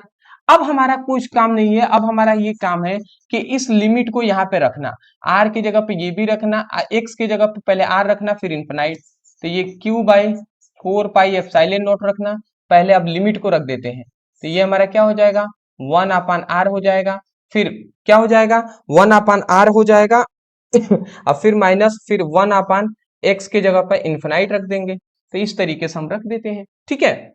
अब देख लीजिए अगर इसको हम आगे बढ़ा देते हैं तो Q/4 पाई एप्सिलॉन नॉट हो जाएगा, ये देखिए इन्फिनाइट में अगर 1 से भाग देते हैं ना, मतलब 1 में इन्फिनाइट से अगर अनंत से भाग देते हैं तो ये 0 हो जाएगा, तो 0 का कोई मतलब नहीं है, तो इसको छोड़ देते हैं, तो ये 1/r होगा, तो ये 1/r हो जाएगा, ठीक है। अब देख लीजिए, बात समझिएगा, अब यहाँ पे ये है ना कि ये Q अगर 1 में यहाँ पे गुणा हो जाता है तो W इक्वल टू यहाँ पे ऊपर क्या बचेगा, 1 हो जाएगा, तो 1/4 पाई एप्सिलॉन नॉट हो जाएगा, ये Q 1 में गुणा हो जाएगा तो Q हो जाएगा, R हो जाएगा, तो ये हमारा क्या निकल गया, यहाँ पर अगर आप देखें तो ये हमारा निकला है, ये हमारा निकला है, ये जो हमारा फॉर्मूला निकला, ये हमारा कार्य का फॉर्मूला निकला है, ये हमारा कार्य का फॉर्मूला निकला है। क्या हम निकाल रहे थे, यहाँ पे हमने निकाला था कि एकांक जो धन आवेश है, इसको अनंत से r दूरी तक लाने में किया गया कार्य, ठीक है, कहां से हम ला रहे हैं? तो एकांक धनावेश को अनंत से r दूरी तक लाने में किया गया कार्य निकाल रहे हैं। ठीक है, तो वो कार्य की हमने यहाँ पर गणना कर लिया। अब हमें क्या ज्ञात करना है? हमें ये ज्ञात करना है कि बिंदु आवेश के कारण बिंदु P पर वैद्युत विभव की गणना। विद्युत विभव मतलब V की गणना हमें करना है, V की। ठीक है, तो हम एक बात जानते हैं, अभी हमने पढ़ा है, क्या पढ़ा है? विद्युत विभव। तो विद्युत विभव का फॉर्मूला बताया था V इक्वल टू W/Q। तो हमने ये बताया था कि यदि आवेश का मान अगर एक हो ना, आवेश का मान एक हो, तो उस समय पर एक का नीचे कोई मतलब नहीं होगा, तो उस समय पर V जो होगा वो W के बराबर होता है। ये हमने बताया था कि अगर एकांक आवेश हो तो उस पर किया गया जो कार्य होगा वो विद्युत विभव कहलाएगा। तो यहाँ पे जो आवेश है, ये आवेश कैसा है? एकांक है कि नहीं है? तो अगर एकांक आवेश है तो एकांक आवेश में जो कार्य होता है वो कार्य किसके बराबर होता है? V मतलब विभव के बराबर होता है। तो इसीलिए V के W के जगह पर हम V लिख सकते हैं, और V के जगह पर ये हमारा क्या क्या फॉर्मूला हो जाएगा? 1/4 पाई एप्सिलॉन नॉट, और Q बाई क्या हो जाएगा? R हो जाएगा। और ये हमारा क्या हो जाएगा? ये हमारा फॉर्मूला हो जाएगा। ये हमारा क्या हो जाएगा? फॉर्मूला हो जाएगा। और इसको हम लिख देते हैं प्रूव्ड। ठीक है, ये हमने प्रूव्ड यहां पे लिख दिया। ठीक है, आशा करता हूं कि आपको ये बातें समझ में आई होंगी कि कैसे ये सब आया। और यही है हमारा फॉर्मूला बिंदु आवेश के कारण विद्युत विभव का 1/4 pi epsilon naught Q by R। ठीक है, तो ये आपको पूरा ये स्टेप आपको याद रखना है, कैसे कैसे हुआ है। मैं आपको ये भी कह दूं, देखिए मैं एक आपका आप मुझे अपना दोस्त मान सकते हैं, टीचर भी मान सकते हैं, जो आपको मानना है। तो जो सही होगा ना वही हम आपको बता रहे हैं। मैं अपने एक्सपीरियंस के अनुसार बता रहा हूं। अगर आप ये वीडियो पहली बार देख रहे हैं और अगर आप ये टॉपिक पहली बार देख रहे हैं तो आपको, अगर मैं तो ज्यादातर कहूंगा कि आपको समझ में उतना तो नहीं आएगा। अगर आपको 50-60% भी अगर आपको पहली बार में ही समझ में आ गया है तो आप समझिए बहुत ही अच्छे स्टूडेंट हैं। क्योंकि मुझे ये समझने में लगभग मैं कह सकता हूं ना 5-7 बार हमने वीडियो भी देखा होगा बहुत सारी टीचरों का। ठीक है, जब मैं अपना स्टडी करता था तब। अब बहुत बार हमने ऑफलाइन में स्कूल में भी जाकर हमने इसकी प्रैक्टिस किया है और इसको टीचर से पढ़ा है, तब जाकर हमारे दिमाग में बैठा।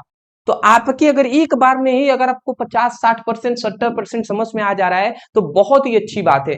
आप एक दो बार प्रैक्टिस कीजिएगा, वीडियो को देखिएगा, प्लस आप अपने नोट डाउन में नोट्स बनाइएगा, और नोट्स में आप इन सभी का नोट डाउन करेंगे ना तो आपको बहुत बेनिफिट होगा, और तब आपको स्टेप बाय स्टेप आपको क्लियर हो जाएगा। मैं आशा करता हूं समझ के होंगे। पहले स्क्रीनशॉट ले लीजिए, आगे हम बढ़ेंगे। ले लिए ना? ठीक है, मैं एक बार देख लूं, साफ दिखाई दे रहा है ना पास से? हाँ जी, ठीक है, ये ले लीजिए इसका भी। चलिए जी, अच्छी बात है। तो पहला इंपॉर्टेंट डेरिवेशन हमने देख लिया। चलिए दूसरे अपने 5 नंबर वाले क्वेश्चन की ओर आते हैं। दूसरा हमारा यहाँ पे है 5 नंबर वाला क्वेश्चन। अब 5-5 नंबर वाला सब क्वेश्चन मिलेगा 5 मार्क्स। मैं आपको बता दे रहा हूं 5 नंबर में ये बहुत बार पूछा गया है, आप देख सकते हैं क्या लिखा गया है। इंपॉर्टेंट क्वेश्चन है कि किसी वैद्युत द्विध्रुव के अक्ष पर स्थित किसी बिंदु पर विद्युत विभव का सूत्र स्थापित कीजिए। अक्ष मतलब अक्षीय स्थिति पर वैद्युत विभव की गणना हमसे करने के लिए कह रहा है। तो सीधी बात है, अक्ष कहे या अक्षीय, ये आपको क्लियर हो गया होगा कि वैद्युत द्विध्रुव के अक्षीय स्थिति के किसी बिंदु पर वैद्युत विभव का व्यंजक प्राप्त करने के लिए कहा जा रहा है। तो चलिए अब अक्षीय स्थिति के लिए वैद्युत विभव का व्यंजक प्राप्त कर लेते हैं जी आसानी से।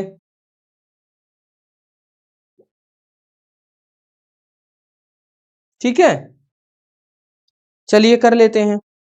ठीक है, चलिए तो पहली बात हमने आपको पहले ही बता दिया है कि डेरिवेशन समझने के लिए सबसे पहले आपको क्या समझना पड़ेगा?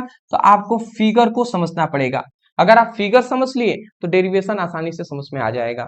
तो चलिए हम फिगर आपको समझाते हैं। तो सबसे पहले हमें समझना है कि वैद्युत द्विध्रुव के अक्षीय स्थिति पर हमें वैद्युत विभव की गणना करना है।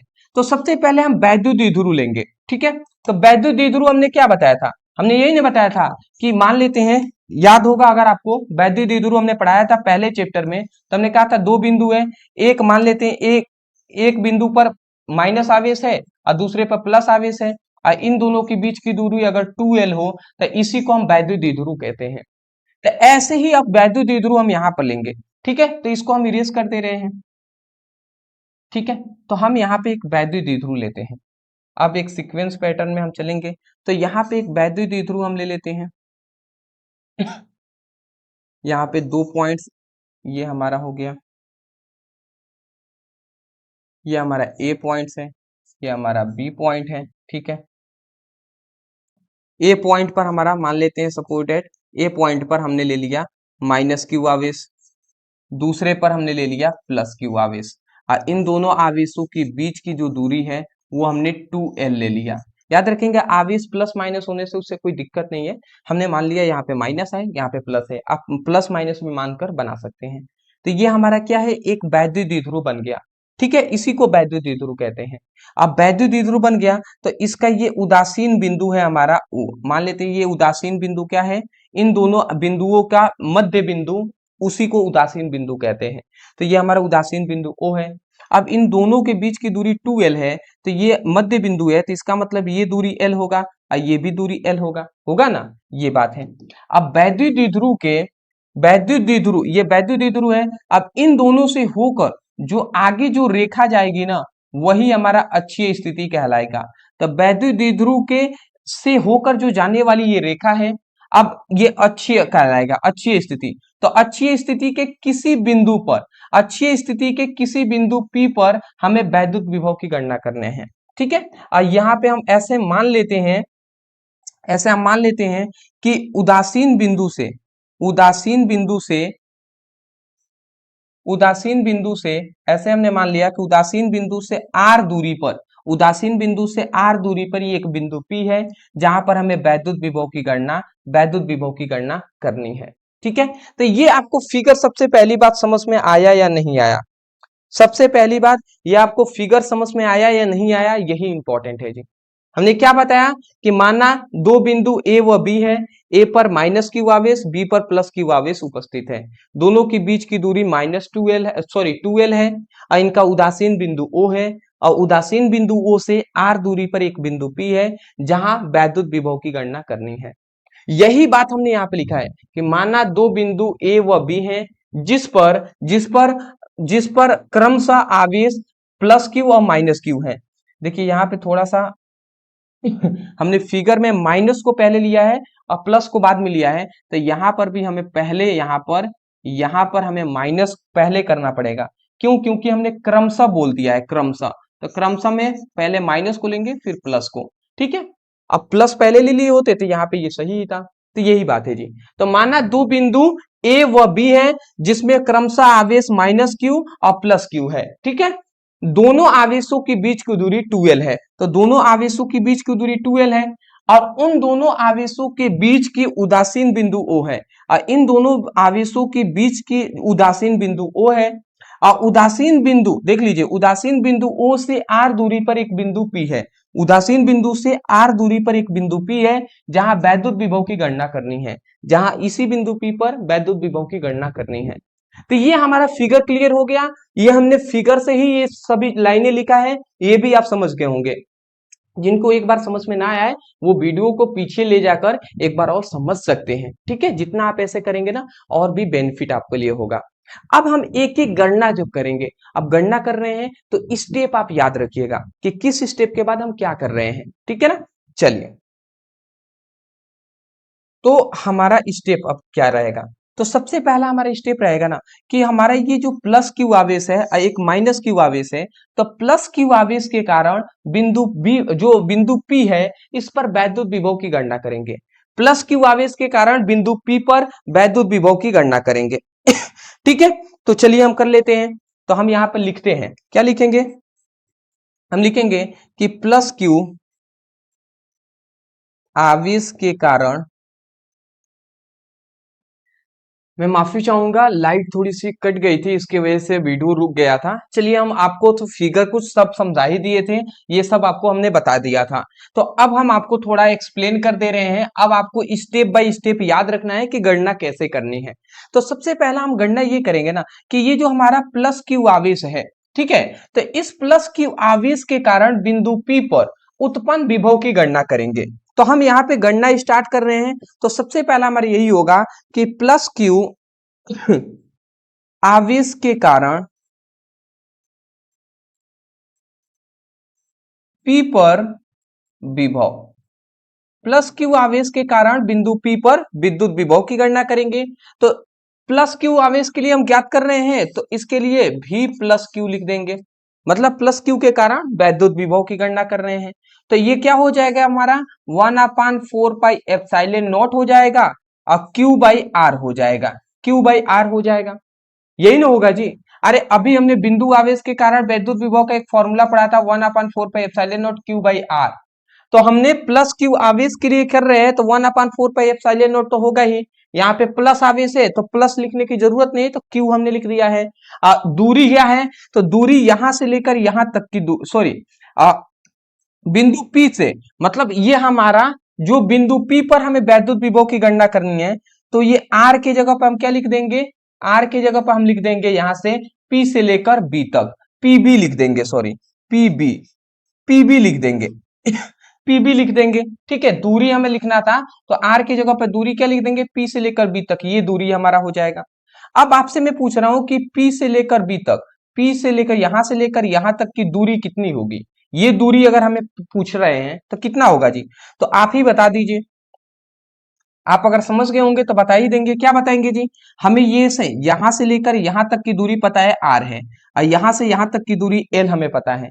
तो ये अगर हमें कितना हो जाएगा, तो ये हमारा हो जाएगा, अगर टोटल में से L को घटा देते हैं तो ये हमारा निकल जाएगा, ये दूरी हमें मिल जाएगा। तो जो P से लेकर B तक दूरी होगा R माइनस L हो जाएगा।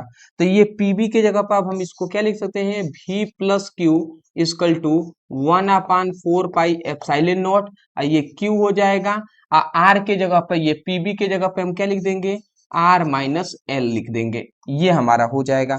इसको हम समीकरण फर्स्ट कर देंगे, इसके लिए इसको हम समीकरण क्या कर देंगे, इसको हम समीकरण फर्स्ट कर देंगे, इसको हम समीकरण फर्स्ट कर देते हैं। बात आपको समझ में आया। हमने केवल अभी क्या ज्ञात किया है, इस प्लस क्यू आवेश के कारण बिंदु P पर वैद्युत विभव की गणना किया है।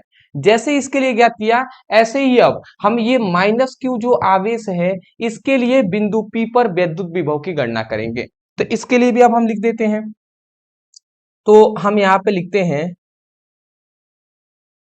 क्या लिखेंगे जी, हम यहाँ पे पहली बात यहाँ पे हम लिखेंगे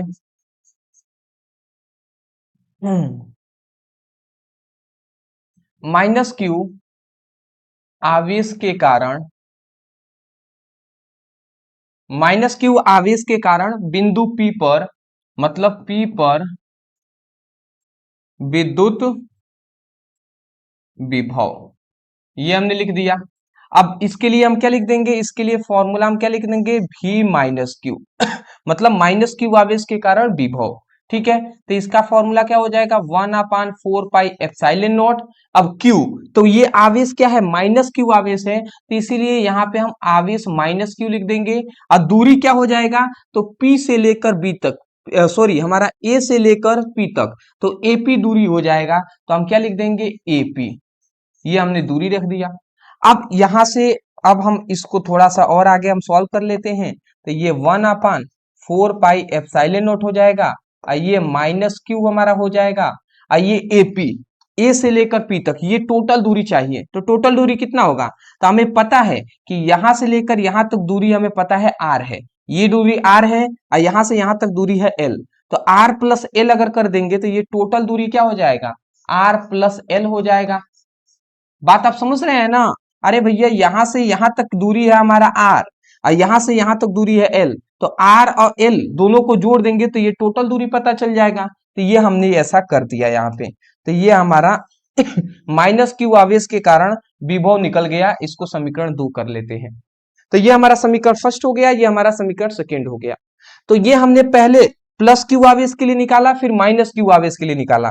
तो अब लिख देंगे तब परिणामी विभव। तो परिणामी विभव क्या हो जाएगा, तो परिणामी विभव में हम क्या करते हैं जी, दोनों विभव, दोनों जो ये हमारे विभव है, दोनों विभव को जोड़ देंगे तो परिणामी विभव निकल जाएगा। तो परिणामी विभव V इक्वल टू क्या हो जाएगा, V प्लस क्यू, अब V माइनस क्यू, दोनों विभवों को हम जोड़ देंगे आपस में तो परिणामी विभव निकल जाएगा। तो दोनों विभवों को जोड़ देते हैं दोनों विभवों को जोड़ देते हैं, तो कैसे जोड़ेंगे जी, तो यहाँ पे देख लीजिए V इक्वल टू, अब v प्लस क्यू का मान हमने निकाला है 1/4 pi epsilon naught Q by R minus L. तो यहाँ पे हम लिख देंगे 1/4 pi epsilon naught Q by 1/4 pi epsilon naught Q by R minus L, ये हमने लिख दिया। अब यहाँ पे प्लस लिखेंगे। अब किसका लिखेंगे, इसका लिख दिया। अब v माइनस क्यू का यहाँ पे मान है 1/4 पाई एप्सिलॉन नॉट, अब फिर क्या है माइनस क्यू, अब फिर क्या है आर प्लस एल। तो ये आर प्लस एल हमने कर दिया, इतना हमने कर दिया। अब देखिए, अब यहाँ पे जो कांस्टेंट वैल्यू होते हैं उसको कॉमन कर लिया जाता है। जैसे इस वाले वैल्यू में भी अगर हम देखें तो 1/4 पाई एप्सिलॉन नॉट क्यू है, इस वाले में भी देखेंगे 1/4 पाई एप्सिलॉन नॉट, और यहाँ पे भी क्यू है। तो इसमें से ये हम कॉमन करेंगे, तो कॉमन हम कर लेते हैं जी। अच्छा, कॉमन क्या करना है, एक बात आप समझिएगा, ये हमारा यहाँ पे माइनस है, यहाँ पे ये माइनस है, तो ये प्लस है जी। तो ये माइनस प्लस अब गुणा होगा तो माइनस प्लस क्या हो जाएगा, माइनस हो जाता है। तो ये वाला चिन्ह अगर हम हटाते हैं ना, ये आप बात को समझिएगा, माइनस प्लस माइनस हो जाएगा, तो ये माइनस प्लस माइनस हो जाएगा, तो ये माइनस हटा देंगे और सीधा यहाँ पे डायरेक्ट हम माइनस लिख देंगे। सीधा हम यहाँ पे क्या लिख देंगे, माइनस। ये आपको पता होनी चाहिए कि माइनस और प्लस का गुणा हुआ है तो माइनस यहाँ पर आया है, ठीक है, ये बात आपको पता होनी चाहिए। तो अब यहाँ पे v इक्वल टू क्या लिख दिए हैं, ये 1/4 पाई एप्सिलॉन नॉट हमने लिख दिया, और ये q है तो q हमने कॉमन कर दिया, ठीक है।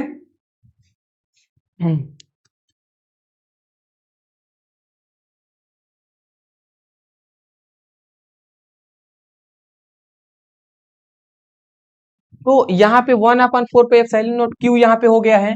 अब यहाँ पे हम क्या कर लेते हैं, यहाँ पे 1 हो जाएगा। देखिए, इसमें से भी 1/4 पाई एप्सिलॉन नॉट क्यू को कॉमन किया है, इसमें से भी 1/4 पाई एप्सिलॉन नॉट को क्यू को कॉमन कर लिए हैं, तो ऊपर बचा 1 और नीचे क्या बचा, आर माइनस एल बचा है, तो ये हमने लिख दिया। फिर यहाँ पे माइनस है तो माइनस हमने लिख दिया।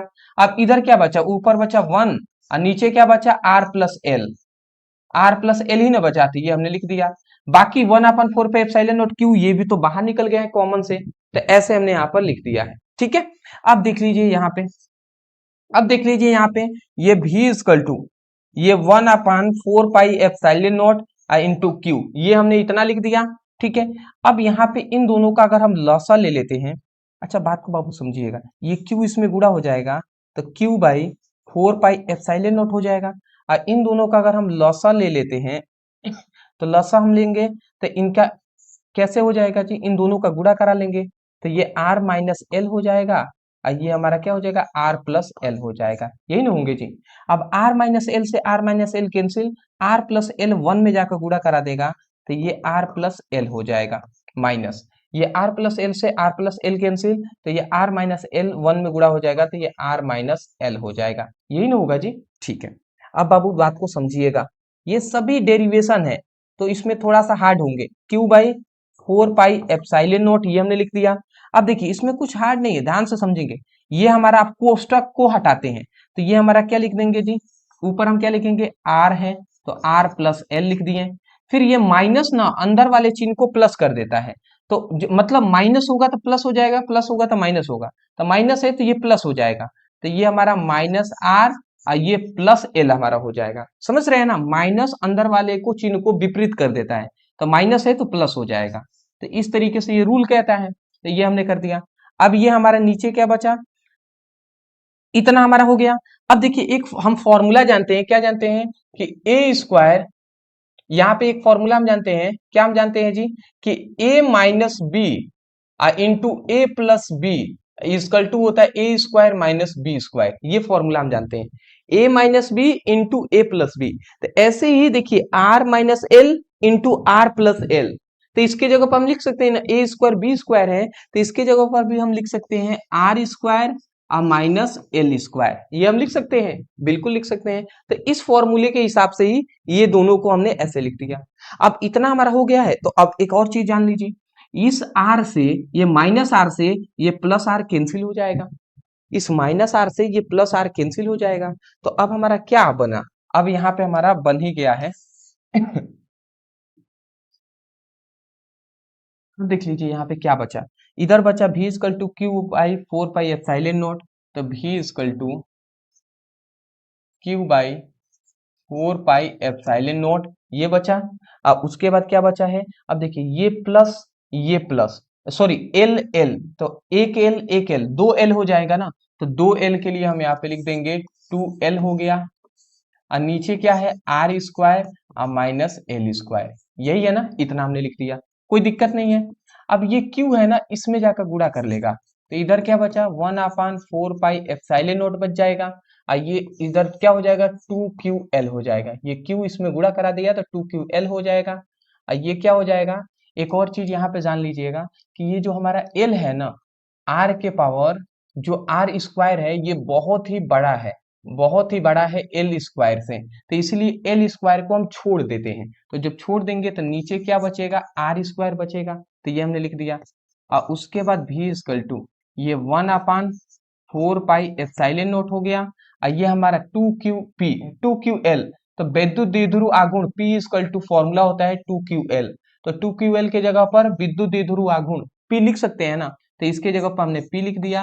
और ये हमारा आर स्क्वायर है, तो ये हमने आर स्क्वायर लिख दिया, समझ रहे हैं। तो यहाँ पे ये हमारा एक फॉर्मूला यहाँ पे मिला, और यही है v equal to 1/4πε0 P/r square, और यही हमारा क्या है फॉर्मूला है, यही हमारा क्या है जी, यही हमारा फॉर्मूला है वैद्युत द्विध्रुव आघूर्ण के कारण अच्छी स्थिति पर वैद्युत विभव। ठीक है, अच्छी स्थिति पर वैद्युत विभव का ये हमारा फॉर्मूला है v equal to 1/4πε0 P/r square. ठीक है, तो पहले आपको ये स्टेप याद रखना है, किस स्टेप के बाद क्या करना है, इसका स्क्रीनशॉट आप ले लीजिए। ले लिए स्क्रीनशॉट, अच्छी बात है। अब इसका भी ले लीजिए, हाँ जी ले लिए, बहुत ही अच्छी बात है। तो जितने भी स्टूडेंट ये वीडियो देख रहे हैं ना, मैं उनसे कहना चाहूंगा आप परेशान नहीं होइएगा और घबराकर छोड़कर वीडियो नहीं जाइएगा। क्यों, डेरिवेशन जानते हूं मैं हार्ड लगता ही है स्टूडेंटों को, और स्टूडेंट बोरिंग महसूस करने लगते हैं डेरिवेशन को करने के बाद। बट क्या करें दोस्त, जब डेरिवेशन है तो डेरिवेशन तो हमें कराना पड़ेगा ना, आपको भी सीखना पड़ेगा, यही सब पेपर में पूछे जाते हैं। अगर आप यहीं पर अगर हार मान लेंगे अभी दूसरे चैप्टर पर ही, तो आगे के अभी 14 आपके चैप्टर है, उन सब में क्या होगा। तो आपको हार नहीं मानना है, आपको पूरी फोकस के साथ समझने का प्रयास करना है। अभी समय है हमारे पास, अभी समय है, अभी से अगर आप मेहनत करते हैं फोकस के साथ समझते हैं तो सब आएगा जी, सब आएगा। ठीक है, ये बात आप याद रखिएगा। अगला हमारा 5 नंबर वाला हमारा अगला छठा क्वेश्चन आता है कि सिद्ध कीजिए कि निरक्षीय स्थिति के किसी बिंदु पर वैद्युत विभव का मान वैद्युत द्विध्रुव द्वारा वैद्युत विभव का मान शून्य होता है। मतलब सिद्ध करना है कि निरक्षीय स्थिति पर विद्युत विभव का मान 0 होता है, ये हमें करना है जी। तो चलिए हम सिद्ध भी करेंगे। ठीक है, मतलब निरक्षीय स्थिति पर वैद्युत विभव का मान हमें ज्ञात करना है, तो कर देते हैं जी, देख लेते हैं क्या होता है। ठीक है, तो सबसे पहले हम हेडिंग डाल देंगे। ठीक है, हमने एक हेडिंग डाल दिया, क्या डाल दिया, वैद्युत द्विध्रुव के निरक्षीय स्थिति पर स्थिति के किसी बिंदु पर वैद्युत विभव। ठीक है, तो वैद्युत द्विध्रुव के निरक्षीय स्थिति पर, ठीक है, विद्युत विभव की गणना करना है। तो सबसे पहले हम वैद्युत द्विध्रुव ले लेते हैं, सबसे पहले हम वैद्युत द्विध्रुव लेंगे। वैद्युत द्विध्रुव क्या होता है जी, तो हम इतनी जानते हैं कि दो बिंदु होता है, एक बिंदु पर हमने मान लिया सपोर्टेड ऐसे माइनस क्यू आवेश हमने ले लिया, एक पर हमने प्लस क्यू आवेश ले लिया, और दोनों आवेशों के बीच की दूरी, दोनों की बीच की दूरी हमने 2l मान लिया। ठीक है, इनका उदासीन बिंदु हमने O मान लिया। ठीक है, और यहाँ पे हम ये कह रहे हैं कि उदासीन बिंदु है, उदासीन बिंदु से r दूरी पर, उदासीन बिंदु से r दूरी पर एक यहाँ पे बिंदु हमने मान लिया कि P है। इस बिंदु P पर ही हमें क्या करना है, विद्युत विभव की गणना करना है। तो ये हमारा वैद्युत द्विध्रुव हो गया। तब वैद्युत द्विध्रुव के निरक्षीय स्थिति के किसी बिंदु पर हमें विद्युत विभव की गणना करना है, तो इसी बिंदु P पर हमें विद्युत विभव की गणना करनी है। ठीक है, तो हम क्या करते हैं, हम सबसे पहले इस बिंदु को इससे मिला लेते हैं और इस बिंदु को हम इससे मिला लेते हैं ऐसे। ठीक है, इतना हमने कर दिया। इसको इस वाले पॉइंट्स को हम मान लेते हैं कि ये ए पॉइंट है, इस पॉइंट को हमने मान लिया कि ये हमारा बी पॉइंट है, और ये हमारा है जो हमारा ये हमारा पी पॉइंट है। ठीक है, ये हमने कर दिया। उसके बाद इतना हमारा क्लियर हो गया। तो अब देखिए यहाँ पे यही बात लिखा है, माना दो बिंदु ए व बी है जिस पर क्रमशः आवेश प्लस क्यू व माइनस क्यू है। तो प्लस क्यू और माइनस क्यू, तो यहाँ पे हमने पहले माइनस लिया है बाद में प्लस, तो इसको थोड़ा सा हम बदल देते हैं। ठीक है, बदलने में क्या ही जाता है, गलत थोड़ी ना लिखेंगे, बदल देते हैं जी। ये थोड़ा सा यहाँ पर ही माइनस कर लीजिएगा और यहाँ पर प्लस कर लीजिएगा। यहाँ पे पहले आगे माइनस कर लीजिए बाद में प्लस कर लीजिए। तो देख लीजिए यहाँ पे हम यही कहें, माना दो बिंदु ए व बी हैं जिस पर क्रमशः आवेश माइनस क्यू और प्लस क्यू है। दोनों आवेशों के बीच की दूरी 2l है, तो दोनों आवेशों के बीच की दूरी 2l है तथा उन आवेशों के बीच का उदासीन बिंदु O है। और उन दोनों बिंदुओं के बीच का उदासीन बिंदु O है। उदासीन बिंदु से r दूरी पर एक बिंदु है, उदासीन बिंदु से r दूरी पर एक बिंदु है। ठीक है, एक बिंदु P है जहां पर वैद्युत विभव की गणना करनी है। इसी बिंदु P पर वैद्युत विभव की गणना करनी है। तो चलिए ये बातें आप समझ में आ गया ना कि इस फिगर से ही हमने ये बातें लिखा हुआ है। तो इतना आप लिख देंगे, उसके बाद अब हम स्टार्ट करते हैं गणना। अब समझिएगा, गणना आप समझिएगा यहाँ पे कैसे हो रहा है। तो सबसे पहले हम क्या करेंगे जी, सबसे पहले हमारा ये काम रहेगा, सबसे पहला हमारा यही काम रहेगा कि इस माइनस क्यू आवेश के कारण हमें ज्ञात करना, इस माइनस क्यू आवेश के कारण हमें इस बिंदु P पर वैद्युत विभव की गणना करना है। तो हम लिखेंगे कि माइनस क्यू आवेश के कारण P पर विद्युत विभव, बिंदु P पर वैद्युत विभव। तो गणना कर लेते हैं जी। तो इसके लिए हम क्या लिख देंगे, माइनस क्यू के लिए भी माइनस क्यू लिख देंगे। अब भी minus Q equal to 1/4 pi epsilon naught. ये हमारा क्या हो जाएगा, माइनस है, माइनस क्यू है तो ये हमने माइनस क्यू लिख दिया। और जो यहां से यहां तक की दूरी क्या हो जाएगा, ए से लेकर पी तक, तो एपी दूरी हो जाएगा। तो ये एपी हमने लिख दिया। बात आप समझे ना। 1/, फॉर्मूला हमारा क्या होता है, विभव बिंदु आवेश के कारण विभव का 1/4 pi epsilon naught Q by R, यही तो होता है। तो 1/4 पाई एप्सिलॉन नॉट लिख दिया। अब क्यू आवेश क्या है, तो यहाँ पे आवेश माइनस है इसलिए माइनस क्यू लिख दिया। आर दूरी है, तो दूरी यहां से लेकर यहां तक हमें दूरी पता करना है। तो एपी, एपी दूरी हमने मान लिया कि एपी दूरी है। तो ये हमारा क्या ज्ञात कर लिया हमने, ये हमने ज्ञात कर लिया माइनस क्यू आवेश के कारण विद्युत विभव, माइनस क्यू आवेश के कारण विद्युत विभव की गणना कर ली है। तो इसको समीकरण फर्स्ट कर लेते हैं। अब ऐसे ही प्लस क्यू आवेश के कारण विद्युत विभव की गणना करेंगे। तो हम लिख देंगे प्लस क्यू आवेश के कारण बिंदु P पर वैद्युत विभव। तो लिख देते हैं प्लस क्यू आवेश के कारण बिंदु P पर, बिंदु P पर वैद्युत विभव। ठीक है, इसके लिए अब हम लिख देते हैं यहाँ पे, कैसे लिखेंगे जी, V प्लस क्यू लिखेंगे। इसका क्या हो जाएगा 1/4 पाई एप्सिलॉन नॉट लिख देंगे। और प्लस क्यू के लिए तो प्लस लिखने की जरूरत नहीं है, क्यू हमने लिख दिया।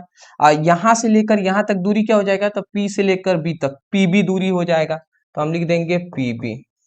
ठीक है, ये हमने दूरी रख दिया। तो ये हमारा प्लस क्यू आवेश के कारण विद्युत विभव की गणना हमने कर लिया।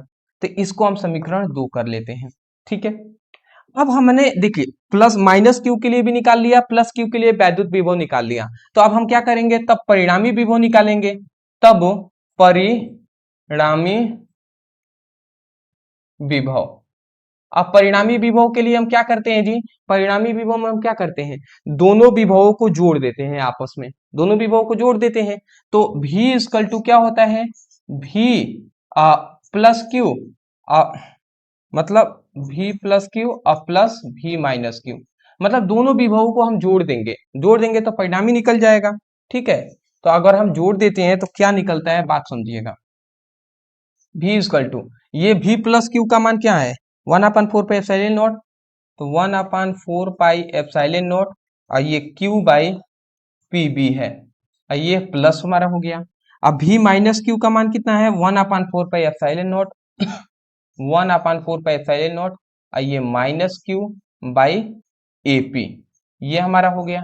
इतना ही है ना जी, AP ये हमारा इतना हो गया। अब समझिएगा, ये माइनस है ना, ये माइनस प्लस क्या हो जाएगा, माइनस हो जाएगा।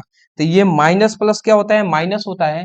तो डायरेक्ट हम यहाँ पर ये माइनस को हटा देते हैं और यहाँ पे ये प्लस की जगह पर माइनस कर देते हैं, क्योंकि माइनस प्लस माइनस होता है तो इसलिए हमने यहाँ पर माइनस कर दिया। बात आप समझ रहे होंगे, तो इसलिए यहाँ पे अब हमने माइनस कर दिया है। ठीक है, अब अगर हम चाहें ना तो एक लाइन और बढ़ा देते हैं। ठीक है, बढ़ा इसलिए देते हैं जिससे कि कंफ्यूजन ना हो। ठीक है, तो v इजकल टू ये 1/4 पाई एप्सिलॉन नॉट ये q बाई पी बी, ये प्लस माइनस अब माइनस यहाँ पे हम लिख देते हैं, ये 1/4 पाई एप्सिलॉन नॉट ये q बाई ए पी हो जाएगा।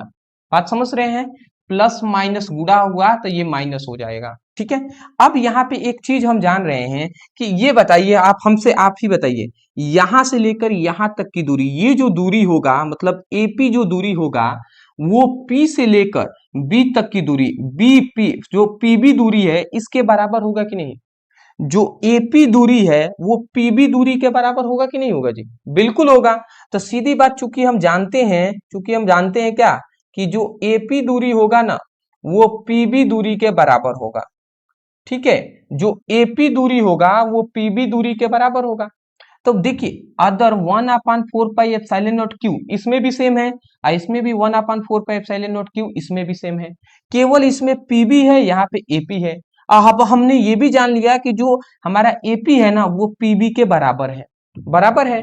तो इससे अब हमारा क्या हो जाएगा जी, इससे ये कैंसिल हो जाएगा, क्योंकि ये प्लस है और ये टोटल माइनस है, तो इससे ये कैंसिल हो गया। तो अब हमारा क्या यहाँ पे मिला, अब हमारा मिल गया यहाँ पे v equal to 0, v equal to हमारा क्या मिल गया 0, और ये हमारा क्या हो जाएगा, प्रूव्ड हो जाएगा। ये हमारा प्रूव्ड हो जाएगा कि निरक्षीय स्थिति पर वैद्युत विभव का जो मान होता है वो कितना होता है जी, 0 होता है। ठीक है, तो ये बात आपको समझ में आ गया होगा, आप स्क्रीनशॉट आप जरूर ले लीजिएगा।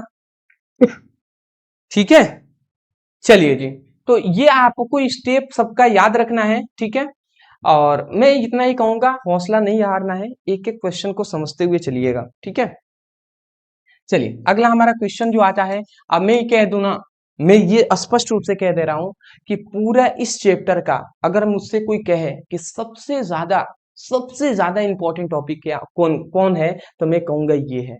क्या है, समांतर प्लेट संधारित्र की धारिता का व्यंजक का निगमन कीजिए और इसकी धारिता कैसे बढ़ाई जा सकती है, ये है जी। तो ये एक डेरिवेशन है, जो क्या है, समांतर प्लेट संधारित्र की धारिता का व्यंजक। कितने नंबर में पूछा जाता है, 5 मार्क्स में पूछा जाता है, और लगभग हर बार ये पेपर के एक न एक सेट में दिया ही जाता है जी। तो मैं इसको कहूंगा भूल कर भी मिस नहीं करना है। मेरी एनर्जी थोड़ी सी लो हो रहा है, इसलिए हमारी जो आवाज है थोड़ा स्लो आ रही होगी, तो अगर स्लो आ रही है तो मैं माफी चाहूंगा, बट मैनेज कीजिएगा। ठीक है, चलिए, तो यहाँ पे हमने कुछ लाइनें ये लिखा हुआ है, तो इसको अगर आपको समझना है ना तो आपको टेंशन नहीं लेना है। मैं एक फिगर आपको पहले समझाऊंगा, फिगर आप समझ लिए तो आप समझिए कि डेरिवेशन भी आप आसानी से कर पाएंगे जी, आसानी से आप कर पाएंगे। तो चलिए हम फिगर आपको समझा देते हैं। ठीक है, चलिए, फिगर आपने नहीं समझा तो कुछ भी नहीं समझे, ये याद रखेंगे। तो कह रहा है समांतर प्लेट संधारित्र, तो पहले समांतर प्लेट संधारित्र हम ले लेते हैं। तो समांतर प्लेट हम ले लेते हैं, ये एक प्लेट है और एक और हमने यहाँ पर प्लेट ले लिया एकदम समान। तो दो समांतर हमने प्लेट ले लिया, एक ए प्लेट है एक बी प्लेट है। ए प्लेट पर हम सपोज दैट ए प्लेट पर हम प्लस क्यू आवेश दे रहे हैं, तो जाहिर सी बात है इस पर प्लस क्यू आवेश देंगे तो इस पर प्लस आवेश उत्पन्न होगा। इसके जस्ट बाहरी विपरीत ओर दूसरा जो प्लेट है इस पर ऋणात्मक आवेश उत्पन्न होगा, और जस्ट इसके विपरीत ओर क्या होगा, धनात्मक आवेश उत्पन्न हो जाएगा, ये होगा। और इस वाले प्लेट को हम क्या कर देते हैं, बी प्लेट को हम पृथ्वी के साथ इस तरीके से पृथक्कृत कर देते हैं, जोड़ देते हैं, क्योंकि विभव का मान यहाँ पे पृथ्वी का विभव का मान 0 होता है। ए और बी जो दो प्लेट है इनके बीच की जो दूरी है वो डी है जी। ए और बी दो प्लेटों के बीच की दूरी डी है।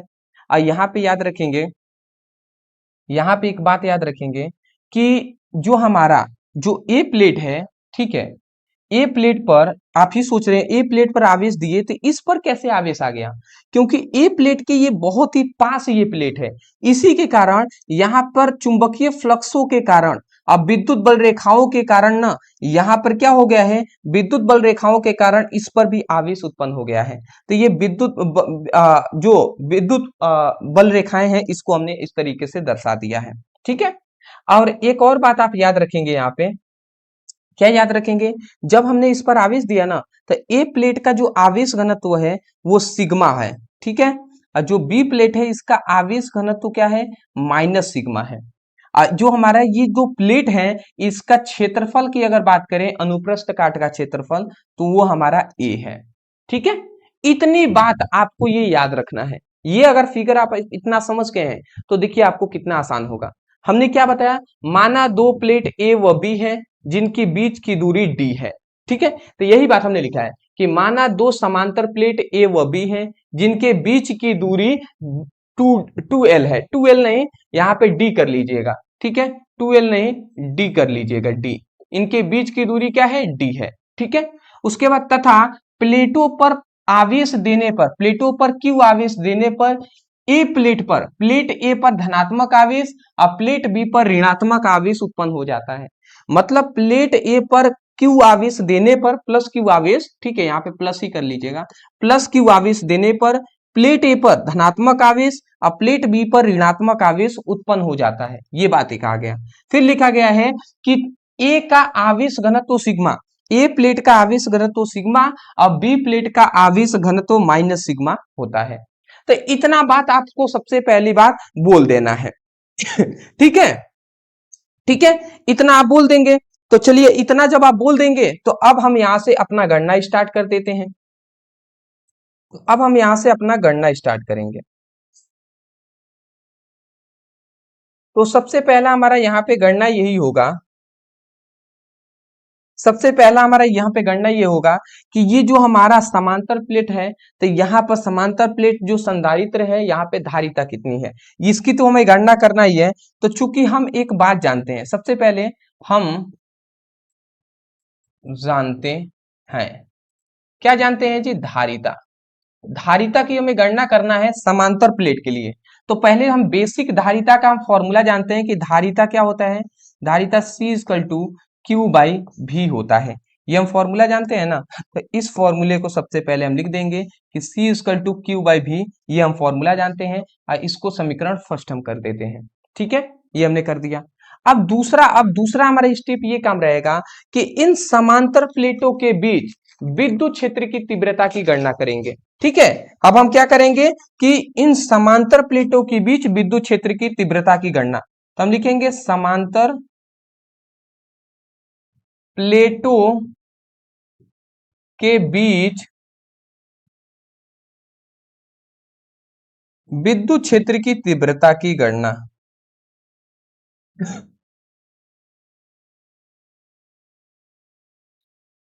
समांतर प्लेटों के बीच विद्युत क्षेत्र की तीव्रता की गणना करेंगे। अब विद्युत क्षेत्र की तीव्रता E इक्वल टू क्या हो जाएगा जी, E इक्वल टू क्या हो जाएगा, तो हम विद्युत क्षेत्र की तीव्रता का फॉर्मूला अगर आप पढ़ेंगे ना, एक और मैं बात बता दे रहा हूं, जब आप गॉस के प्रमेय का अनुप्रयोग पढ़िएगा तो दूसरा अनुप्रयोग पढ़ेंगे तो आयताकार समतल प्लेट के लिए विद्युत क्षेत्र की तीव्रता का फॉर्मूला होता है सिग्मा बाई 2 एप्सिलॉन नॉट, ये होता है। तो ये हमारा सिग्मा बाई 2 एप्सिलॉन नॉट यहाँ पे यूज करेंगे। एक मिनट, अच्छा एक मिनट, जस्ट अ सेकेंड दोस्त, जस्ट अ सेकेंड, छोटी बच्ची है परेशान कर देगी, चलिए इनको भेज दिया जाए, आप जाइए अब। ठीक है, मैं माफी चाहूंगा दोस्त। चलिए, तो हम यही बता रहे थे, गॉस के प्रमेय का दूसरा अनुप्रयोग पढ़ेंगे तो उसमें बताया गया है कि आयताकार एक समतल प्लेट है तो उसके लिए विद्युत क्षेत्र की तीव्रता का formula sigma by 2 epsilon naught. तो ये भी जो प्लेट है ये आयताकार ही प्लेट है, तो इसके लिए भी विद्युत क्षेत्र की तीव्रता का फॉर्मूला हो जाएगा sigma by 2 epsilon not, 2 epsilon not होगा। बट यहाँ पे दो सिग्मा है तो दोनों सिग्माओं का अंतर हम कर देंगे, एक सिग्मा सिग्मा है, एक सिग्मा है माइनस सिग्मा, तो इन दोनों सिग्माओं का अंतर हम कर देंगे। ठीक है, एक माइनस, एक सिग्मा है एक माइनस सिग्मा है, तो इन दोनों का हमने अंतर कर दिया। अब बटे 2 एप्सिलॉन नॉट होता है तो 2 एप्सिलॉन नॉट हमने कर दिया। बात समझ रहे हैं ना? तो ऐसे ही हमने कर दिया। अब इसको थोड़ा सा हम आगे बढ़ा लेते हैं, तो ये माइनस माइनस प्लस हो जाएगा, तो ये सिग्मा प्लस सिग्मा हो जाएगा, अब बाई 2 एप्सिलॉन नॉट हो जाएगा। अब इसको अगर हम आगे देख लेते हैं तो ये हमारा E इक्वल टू, ये एक सिग्मा 2 सिग्मा हो जाएगा, तो 2 सिग्मा बाई 2 एप्सिलॉन नॉट हो जाएगा। अब 2 से ये 2 कैंसिल हो जाएंगे, तो यहाँ पे हमारा E का फॉर्मूला मिला, E equal to sigma by epsilon naught. E equal to sigma by epsilon naught, ये हमारा फॉर्मूला मिल जाता है। तो इसको हम समीकरण क्या कर लेंगे, 2 कर लेंगे।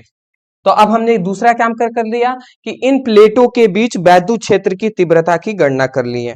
ठीक है, अब जैसे ही इतना हम कर लेते हैं तो तीसरा हमारा काम रहेगा कि इन दो समांतर जो प्लेट है इनके बीच वैद्युत विभव की गणना करना।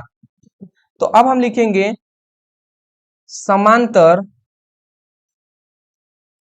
प्लेटों के बीच विद्युत विभव। अब समांतर, दो समांतर प्लेटों के बीच वैद्युत विभव की गणना करेंगे। तो वैद्युत विभव क्या हो जाएगा, तो विद्युत विभव V इक्वल टू क्या होता है, V equal to E into D हमारा हो जाएगा फॉर्मूला। ठीक है, विद्युत विभव V equal to E into D हो जाएगा। अब आप सोचेंगे सर ये तो हमने आज तक फॉर्मूला पढ़ा नहीं है, कैसे आपने कह दिया? तो मैं आपको थोड़ा बाबू बताना चाहूंगा। अच्छा, कार्य बराबर आपने पढ़ा हुआ है बल गुणे विस्थापन होता है, ये तो फॉर्मूला पढ़ा है ना? बिल्कुल पढ़े हुए हैं। हम इतना जानते हैं कि विद्युत विभव में जब आप पढ़ेंगे ना तो उसमें बताया गया है कि अगर एकांक धनावेश पर लगने वाला, आपने अगर आप पढ़ा होगा तो यहाँ पे ये बात बताया जाता है विद्युत विभव के लिए, सॉरी, विद्युत क्षेत्र की जब तीव्रता पढ़ेंगे तो उसमें बताया गया है कि एकांक आवेश पर लगने वाला जो बल होता है वो विद्युत क्षेत्र की तीव्रता के बराबर होता है। तो इसीलिए जो एकांक आवेश पर लगने वाला ये जो बल है उसके जगह पर हम E लिख सकते हैं ना, क्योंकि F जो है वो E के बराबर होता है, तो इसीलिए हमने E लिखा है। इंटू ये D है तो D हमने लिख दिया। आप समझिएगा ये कार्य है, ठीक है, तो कार्य की जगह पर भी हमने क्यों लिखा है, कार्य की जगह पर भी हमने क्यों लिखा है विभव, इसलिए क्योंकि हमने ये भी पढ़ा है कि एकांक धनावेश को अनंत से विद्युत क्षेत्र के किसी बिंदु तक लाने में किया गया जो कार्य होता है उसे ही विद्युत विभव कहलाता है। मतलब जो W होता है वो V के बराबर होता है, तो इसीलिए W की जगह पर हम V भी तो लिख सकते हैं। तो ये जो कार्य, वास्तव में हम कार्य ही ज्ञात कर रहे हैं परंतु हमें विभव चाहिए, तो इसलिए हम भी में बदल दिए हैं, कार्य को विभव में बदल कर लिखे हैं, तो इसलिए ये हमारा फॉर्मूला आया। इतना बेसिक कोई बात बताता नहीं है, वो फॉर्मूला लगाएंगे और कर देंगे, बट मैं बता रहा हूं कि कैसे आए हैं ये समझिएगा, क्योंकि बिना समझे कैसे आप डेरिवेशन कर पाएंगे, तो इसीलिए हम बता रहे हैं आपको। अब इसको थोड़ा सा हम आगे ले जाते हैं, तो V इक्वल टू ये हमारा E का, तो E का मान कहाँ पे है जी, तो E का मान है सिग्मा एप्सिलॉन नोट है, ये D है तो D हमने लिख दिया, sigma D by epsilon note हो जाएगा। तो यहाँ पे ये हमारा फॉर्मूला मिल गया। तो इसको हम समीकरण क्या कर लेते हैं, इसको समीकरण हमने क्या कर लिया, 3 कर लिया, ये हमारा 3 हो गया। तब देखिए जब हमारा पास V का मान हमें पता ही चल गया, ठीक है, तो तब हम लिखेंगे तब तब समीकरण फर्स्ट से,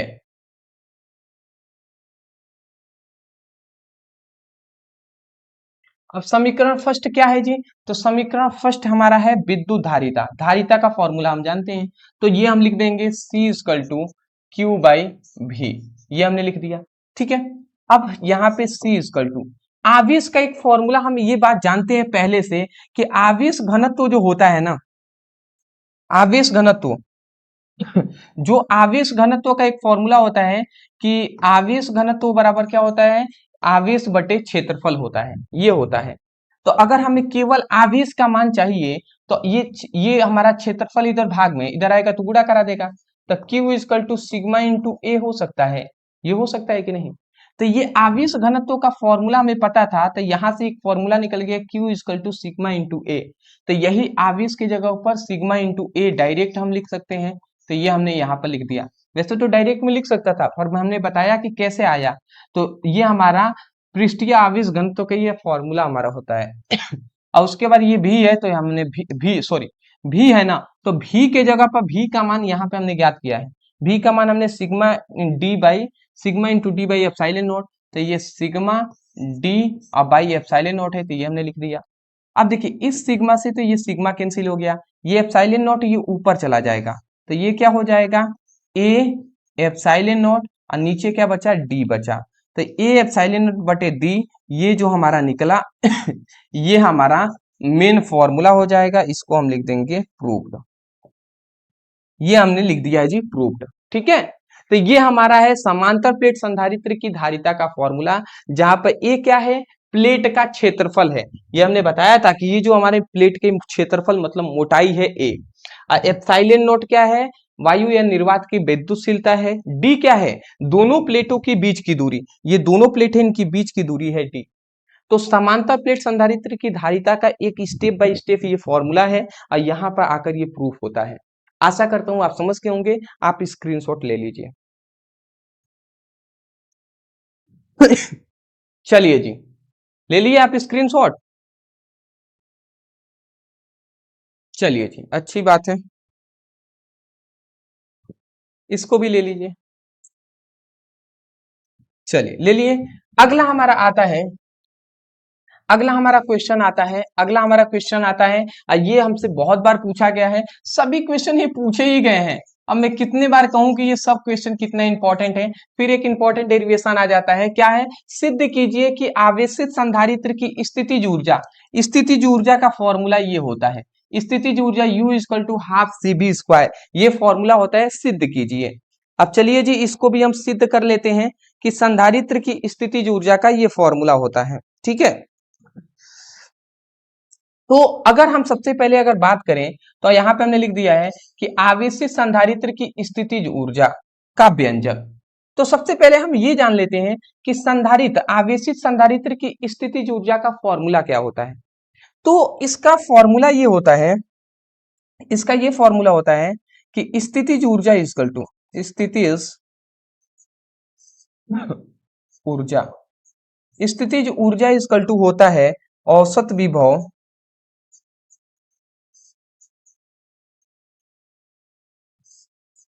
अगुणे कुल आवेश, ये फॉर्मूला होता है संधारित्र की स्थितिज ऊर्जा का, ये फॉर्मूला है आवेशित संधारित्र, संधारित्र की स्थितिज ऊर्जा या इसी को संचित ऊर्जा कहते हैं। तो संचित ऊर्जा इक्वल टू क्या फॉर्मूला होता है औसत विभव बटे कुल आवेश। तो हमें अगर कोई परिभाषा पूछ दे कि संधारित्र की स्थितिज ऊर्जा का परिभाषा क्या होगा, तो आप क्या बोलेंगे कि किसी संधारित्र के औसत विभव, किसी संधारित्र का औसत विभव तथा उस संधारित्र पर उपस्थित कुल आवेश के गुणनफल को स्थितिज ऊर्जा कहते हैं, ठीक है। तो ये आप परिभाषा लिख लेंगे ना, तो ये परिभाषा हम यहां पर लिख दे रहे हैं, ठीक है। लिख इसलिए रहे हैं कि जिससे कि मुझे कभी कोई ना कह सके कि आपने नहीं लिखाया था। तो संधारित्र की स्थितिज ऊर्जा,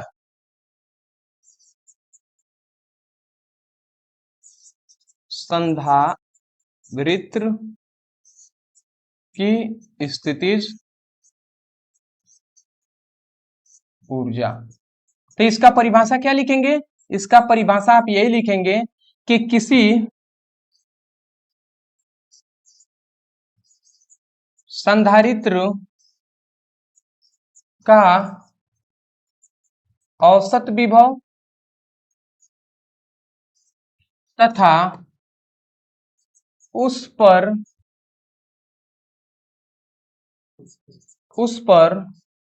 उपस्थित कुल आवेश, संधारित्र का औसत विभव तथा उस पर उपस्थित कुल आवेश के गुणनफल को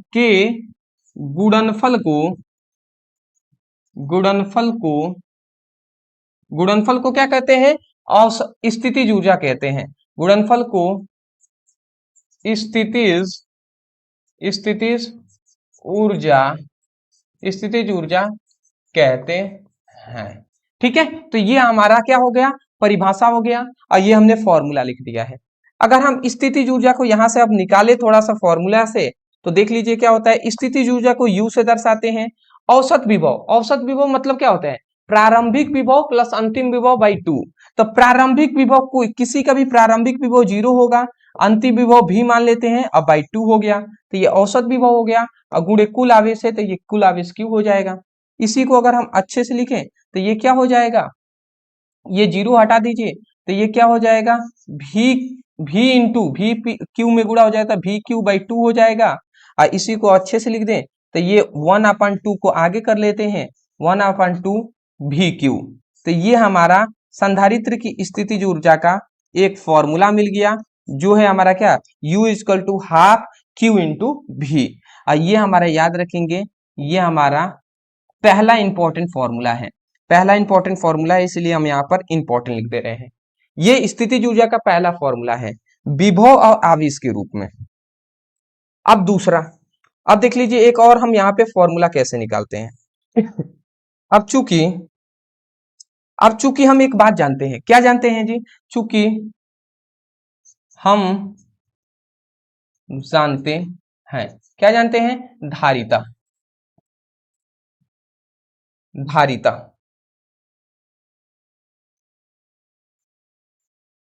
धारिता फॉर्मूला जानते हैं, धारिता C equal to Q by V होता है, धारिता C equal to Q by V होता है। ठीक है, अगर यहां से हम यहाँ पे क्या लिख देते हैं, ये भी इधर भाग में है, इधर आएगा तो गुणा करा देगा, तो यहाँ से Q का जो मान निकला वो C भी निकल जाएगा, C भी निकलेगा ना, तो ये हमारा निकल गया।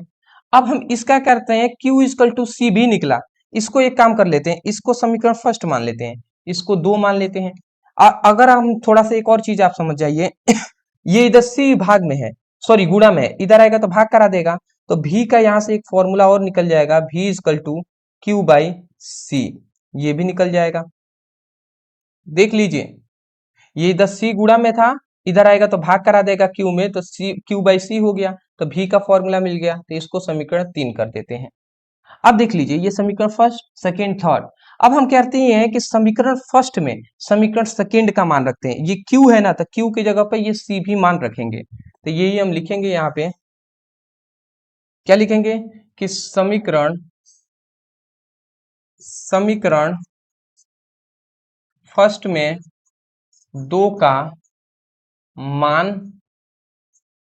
रखने पर, तो रख देते हैं तो क्या मिलता है, तो U इक्वल टू, रखने पर क्या मिलता है, U इक्वल टू हाफ, फिर भी है तो भी हमने लिख दिया, अब Q की जगह पर क्या लिखेंगे, C इंटू भी, तो C इंटू भी लिख दिए, और U इक्वल टू ये हाफ हो जाएगा, C को पहले कर देते हैं, भी गुणा हो जाएगा तो भी स्क्वायर हो जाएगा। तो यहाँ पे देख लीजिए, ये फॉर्मूला मिल गया, क्या मिल गया, U equal to half C V square. तो ये हमारा क्या हो गया, ये दूसरा हमारा इंपॉर्टेंट फॉर्मूला हो गया, ये आप याद रखेंगे, दूसरा हमारा इंपॉर्टेंट फॉर्मूला। हमसे यहाँ पे यही के प्रूफ करने के लिए कहा था कि सिद्ध कीजिए कि संधारित्र की स्थितिज ऊर्जा U equal to half C V square होता है, तो U equal to half C V square proof हमने कर दिया, प्रूफ हो गया ना। अब चलिए एक ये भी फॉर्मूला याद रखेंगे, एक ये भी फॉर्मूला याद रखेंगे। अभी ये मान रखे हैं तो मिल गया है। अब हम समीकरण 3 का मान, जो भी का मान है, इस समीकरण फर्स्ट में रख देते हैं।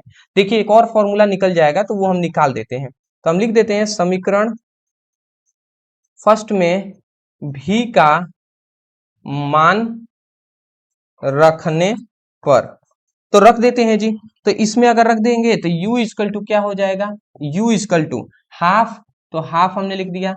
अब भी का मान यहाँ पे Q बाई सी है, तो ये क्या हो जाएगा, Q बाई सी हो जाएगा, Q बाई सी हो जाएगा, इंटू फिर Q है तो Q हमने लिख दिया। अब इसको थोड़ा सा आगे बढ़ा देते हैं, तो U इक्वल टू क्या हो जाएगा, U equal to half, half और Q में गुणा हो जाएगा तो हाफ Q स्क्वायर और बाई सी हो जाएगा। तो ये हमारा तीसरा एक और फॉर्मूला मिल गया, U equal to half Q square by C, तो ये हमारा तीसरा इंपॉर्टेंट फॉर्मूला है। तो कोई भी आपको फॉर्मूला कह सकता है इन तीनों में से, इसको भी कह देगा कि सिद्ध कीजिए कि आवेशित संधारित्र की स्थितिज ऊर्जा इतना फॉर्मूला दे देगा, इतना होता है, या यहाँ पे ये ना देकर कभी ये दे दिया है, अब कभी ये भी आपको दे सकता है।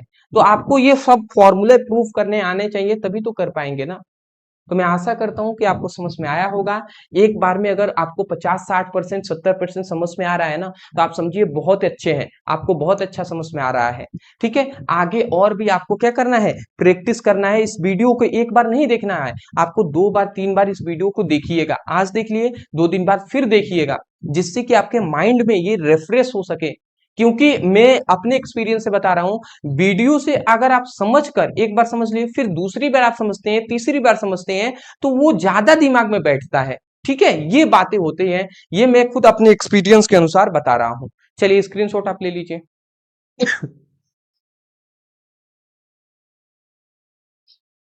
थोड़ा सा हम पानी पी ले क्या, अगर आपकी आदेश हो तो। ठीक है, थोड़ा पानी पी लेते हैं।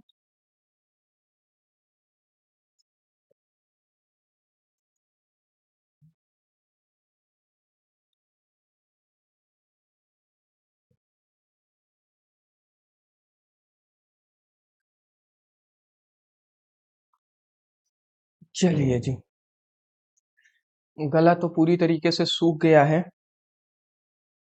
गला जो है पूरी तरीके से सूख गया है, बट कोई नहीं जी। हम्म हम्म हम्म हम्म हम्म हम्म हम्म हम्म, हम्म, अभी तो और सारे क्वेश्चन थे, अभी तो इतना ही है, ये तो समाप्त हो गया। ऐसा कैसे हो सकता है दोस्त, मैं एक बार देख ले रहा हूँ। I think I think I think just a second, थोड़ा सा रुक जाइएगा, क्योंकि इतना तो क्वेश्चन नहीं था, क्वेश्चन तो बहुत ज्यादा थे। हम्म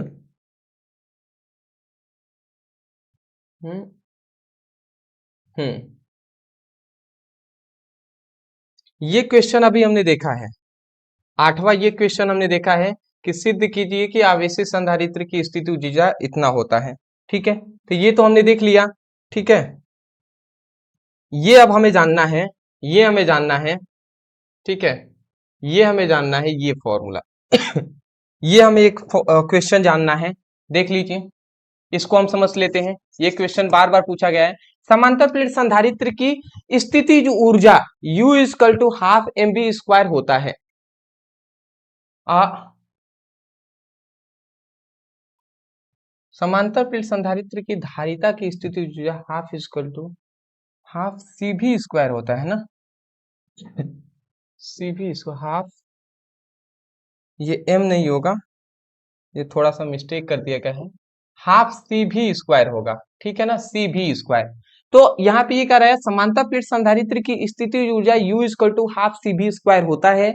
तो यहाँ पे 3 क्वेश्चन पूछा गया है। पहला, कि जब प्लेटों के बीच की धारिता पर क्या प्रभाव पड़ता है जब, ठीक है, और प्लेटों के क्षेत्रफल आधा कर दिया जाए तब क्या होगा, और प्लेटों के बीच परावैद्युत माध्यम भर दिया जाए तब क्या होगा, ये हमसे क्वेश्चन पूछा गया है। तो चलिए हम समझा देते हैं जी। सबसे पहली बात, सबसे पहली बात आपको याद रखना है कि प्लेटों के बीच की धारिता पर क्या प्रभाव पड़ता है। तो देखिए, जब समांतर प्लेट संधारित्र होते हैं तो उनके बीच की धारिता पर क्या प्रभाव पड़ता है जी। समांतर प्लेट संधारित्र ये है, तो इनके बीच की धारिता के लिए हमने क्या फॉर्मूला पढ़ा था, समांतर प्लेट संधारित्र की धारिता के लिए फॉर्मूला हमने क्या पढ़ा था कि C equal to A epsilon naught by D, यही ना पढ़ा था जी। तो यही हमारा फॉर्मूला हो जाएगा, यही प्रभाव पड़ता है जी, C equal to A epsilon naught by D. ये पहले का उत्तर हमारा हो जाएगा कि प्लेटों के बीच की धारिता का यही प्रभाव पड़ता है, ये फॉर्मूला। दूसरा कह दिया प्लेटों का क्षेत्रफल आधा कर दिया जाए, मतलब ये जो प्लेट की जो मोटाई है, अगर हम इसकी आधे कर दें तब क्या होगा। तो उत्तर हमने इसका लिखा हुआ है, देखिए यहाँ पे इसका, और पहले का उत्तर में यहाँ पे हमने लिखा है कि दूरी 2 गुनी हो जाए तो धारिता आधी हो जाती है।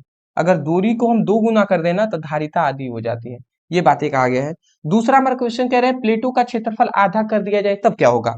तो धारिता क्षेत्रफल के सीधे समानुपाती होता है, समझ रहे हैं। धारिता जो होता है, यहाँ पे ये कहा जा रहा है कि जो धारिता होता है ना, वो धारिता होता है वो क्षेत्रफल के सीधे समानुपाती होता है, सीधे समानुपाती होता है।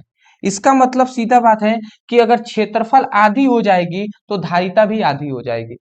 अगर हम क्षेत्रफल को घटाएंगे ना मान, तो धारिता का मान भी घटेगा। ठीक है, ये बात आप याद रखेंगे। देख सकते हैं क्षेत्रफल जो है धारिता के सीधे समानुपाती है। ठीक है, अगला हमसे कह रहा है कि प्लेटों के बीच परावैद्युत माध्यम भर दिया जाए तो अगर परावैद्युत माध्यम का परावैद्युत स्थिरांक E R epsilon R equal to 1 से अधिक होता है, इसलिए धारिता बढ़ जाएगी। याद रखेंगे, परावैद्युत माध्यम का परावैद्युत स्थिरांक जो होता है वो 1 से अधिक होता है, इसलिए धारिता बढ़ जाएगी। ठीक है, मतलब अगर परावैद्युत माध्यम अगर हम भर देते हैं तो धारिता का मान बढ़ जाता है। परावैद्युत माध्यम भर देंगे तो धारिता का मान बढ़ जाएगा, याद रखेंगे। ये ज्यादा कुछ नहीं है, एक दो बार पढ़ेंगे ना याद हो जाएगा, इसमें कुछ है नहीं जी, बस थोड़ा सा है, याद कर लीजिएगा। चलिए स्क्रीनशॉट आप इसका ले लीजिए। ये क्वेश्चन 2-3 बार पूछा गया था तो इसीलिए हमने इसको भी करा दिया। ठीक है, ये क्वेश्चन अब हो गया है ना, ये लास्ट आपका एक क्वेश्चन बचा हुआ है, इसको हम देख लेते हैं। विभव प्रवणता। अब भैया कह रहा है कि विभव प्रवणता क्या होता है, ये हमसे पूछा गया है। तो चलिए जी विभव प्रवणता भी हम समझ लेते हैं। ठीक है, तो यहाँ पे क्या ये कह रहा है जी, ये थोड़ा सा साफ कहीं नहीं आ रहा है भैया, साफ क्यों नहीं आ रहा है, देख लेते हैं हम, साफ हम लाएंगे, देख लेते हैं। लास्ट क्वेश्चन है, इसके बाद हम एक क्वेश्चन पर डिस्कस, एक बात पर करेंगे जो इंपॉर्टेंट है। चलिए तो देख लीजिए विभव प्रवणता से क्या तात्पर्य है, तो देख लेते हैं विभव प्रवणता। तो हमने लिख दिया है विद्युत क्षेत्र के दिशा के अनुदिश दूरी में परिवर्तन के साथ साथ विभव में परिवर्तन के दर को विभव प्रवणता कहते हैं। मतलब विभव प्रवणता का एक फॉर्मूला होता है विभव प्रवणता, विभव प्रवणता। अब विभव प्रवणता इक्वल टू होता है दूरी में परिवर्तन, दूरी में परिवर्तन, तो सॉरी विभव में परिवर्तन, विभव में परिवर्तन, अब बटे क्या होता है दूरी में परिवर्तन, दूरी में परिवर्तन। ठीक है, तो ये एक फॉर्मूला आप याद रखेंगे, ये फॉर्मूला होता है विभव प्रवणता का। तो हम यही कह रहे हैं कि कोई भी विद्युत क्षेत्र है तो विद्युत क्षेत्र के दिशा के अनुदिश, मान लेते विद्युत क्षेत्र इस दिशा में है तो इसी दिशा के अनुदिश हम कह रहे हैं, तो विद्युत क्षेत्र के दिशा के अनुदिश दूरी में परिवर्तन के साथ साथ विभव में परिवर्तन के दर को, दर मतलब लगा समय, ठीक है, समय को हम क्या कहते हैं विभव प्रवणता कहते हैं। तो परिभाषा आप नहीं बोल देंगे कि विद्युत क्षेत्र के दिशा के अनुदिश दूरी में परिवर्तन के साथ साथ विभव में परिवर्तन के दर को विभव प्रवणता कहते हैं। यही बात हमने लिखा है विद्युत क्षेत्र के दिशा के अनुदिश दूरी में परिवर्तन के साथ साथ विभव में परिवर्तन के दर को विभव प्रवणता कहते हैं। ठीक है, यह आप बोल देंगे। और यहाँ पे एक चीज आप याद रखिएगा, एक क्वेश्चन यहाँ पे पूछ लिया जाता है कि विभव प्रवणता, विभव प्रवणता तथा विद्युत क्षेत्र की तीव्रता में संबंध, विद्युत क्षेत्र की तीव्रता में संबंध बताइए, तीव्रता में संबंध बताएं। ठीक है, तो इनके बीच की इनके बीच क्या संबंध होता है जी, तो ये एक फॉर्मूला आप लिख लीजिएगा, विद्युत तीव्रता, विद्युत क्षेत्र की तीव्रता और विभव प्रवणता में संबंध का फॉर्मूला होता है E is to minus D V by D X, ये आप लिख लीजिएगा। E equal to D V by D X, ये आप लिख लीजिएगा। जहां E क्या है विद्युत क्षेत्र की तीव्रता है, डी भी क्या है विभव में परिवर्तन है, और डी एक्स क्या है दूरी में परिवर्तन है। तो ये फॉर्मूला होता है, इसको जरूर लिख लीजिएगा। तो ये है हमारा इस चैप्टर के सभी इंपॉर्टेंट क्वेश्चन जिस पर हमने डिस्कस कर लिया है।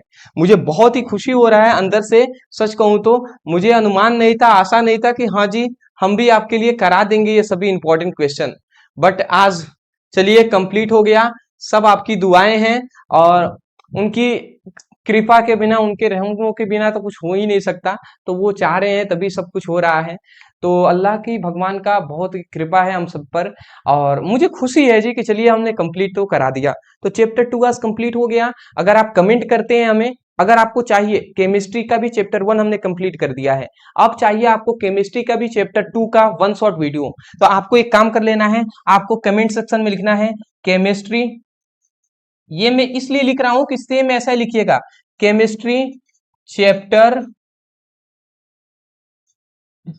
2 1 शॉर्ट वीडियो लाइए, इतना लिखेंगे, केमिस्ट्री चैप्टर 2 1 शॉर्ट वीडियो लाइए। तो ये आपको पहला काम हो गया। अगर आपको फिजिक्स की चैप्टर 3 की 1 शॉर्ट चाहिए तो ऐसे ही लिखिएगा, फिजिक्स चैप्टर 3 1 शॉर्ट वीडियो लाइए। इतना आप कमेंट कर दीजिएगा, मैं समझ जाऊंगा, तो मैं जल्दी उसको भी ला दूंगा। दूसरी आपको मैं बात बता दूं कि देखिए ये सब हम आपको चैप्टर वाइज इंपॉर्टेंट क्वेश्चन तो करा रहे हैं, क्वेश्चन आंसर। आपको चैप्टर 3 का भी जानना होगा, चैप्टर 4 चैप्टर 5 का भी, बट अभी आपको पता नहीं है। तो उसको जानने के लिए और आपको हमसे भी पहले, आपको सबसे पहले आपको स्टडी करने के लिए, आप जल्द से जल्द अपना रिवीजन करना चाहते हैं, जल्द से जल्द अपना बेहतर तैयारी करना चाहते हैं, सब क्वेश्चन को पहले से ही आपको पता करना चाहते हैं कि कौन कौन इंपॉर्टेंट है, तो वो उसके लिए जरूरी है कि आप फिजिक्स केमिस्ट्री की टॉपर नोट्स ये ले लें। मैं आपको बता दूं कि फिजिक्स केमिस्ट्री की ये टॉपर नोट्स आपको टॉपर बनने में पूरी मदद करेगा। इसमें पूरी चैप्टर वाइज सभी इंपॉर्टेंट क्वेश्चन आंसर हैं, सभी इंपॉर्टेंट ऑब्जेक्टिव क्वेश्चन हैं, इसमें सब है जी, डेरिवेशन भी होगा, नियम होगा, सब होगा इसमें। तो मैं इसको कहूंगा इस नोट्स को जरूर लें। और फिजिक्स केमिस्ट्री दोनों का ओनली आपको 199 में फिजिक्स केमिस्ट्री दोनों का मिल जाएगा। अगर आप फिजिक्स केमिस्ट्री और हिंदी तीनों का टॉपर नोट्स लेते हैं तो 50 का डिस्काउंट 249 में तीनों का मिल जाएगा। तो मैं ये कहूंगा कि टॉपर नोट्स को जरूर लें और इस टॉपर नोट से अपनी आगे की स्टडी करें। नंबर आपको दिखाई दे रहा होगा, इस नंबर पे व्हाट्सएप पर मैसेज कर लीजिएगा और इस नंबर पर मैसेज करके टॉपर नोट्स मांग लीजिएगा। स्कैनर दिया जाएगा, पेमेंट करेंगे, तुरंत आपके व्हाट्सएप पर पीडीएफ नोट्स सेंड कर दिए जाएंगे। सबसे आवश्यक बात मैं कह दूं कि चैनल पे नए होंगे तो चैनल को सब्सक्राइब कीजिएगा। आप अभी तक चैप्टर 1 का और फिजिक्स की और केमिस्ट्री का भी चैप्टर 1 का वीडियो नहीं देखे हैं तो डिस्क्रिप्शन बॉक्स में लिंक है, आप जाइए वहां पे क्लिक करके अपनी पढ़ाई कीजिए। व्हाट्सएप ग्रुप और इंस्टाग्राम पे फॉलो जरूर कर लीजिएगा, लिंक डिस्क्रिप्शन बॉक्स में है। Thank you so much for watching this video. Thank you.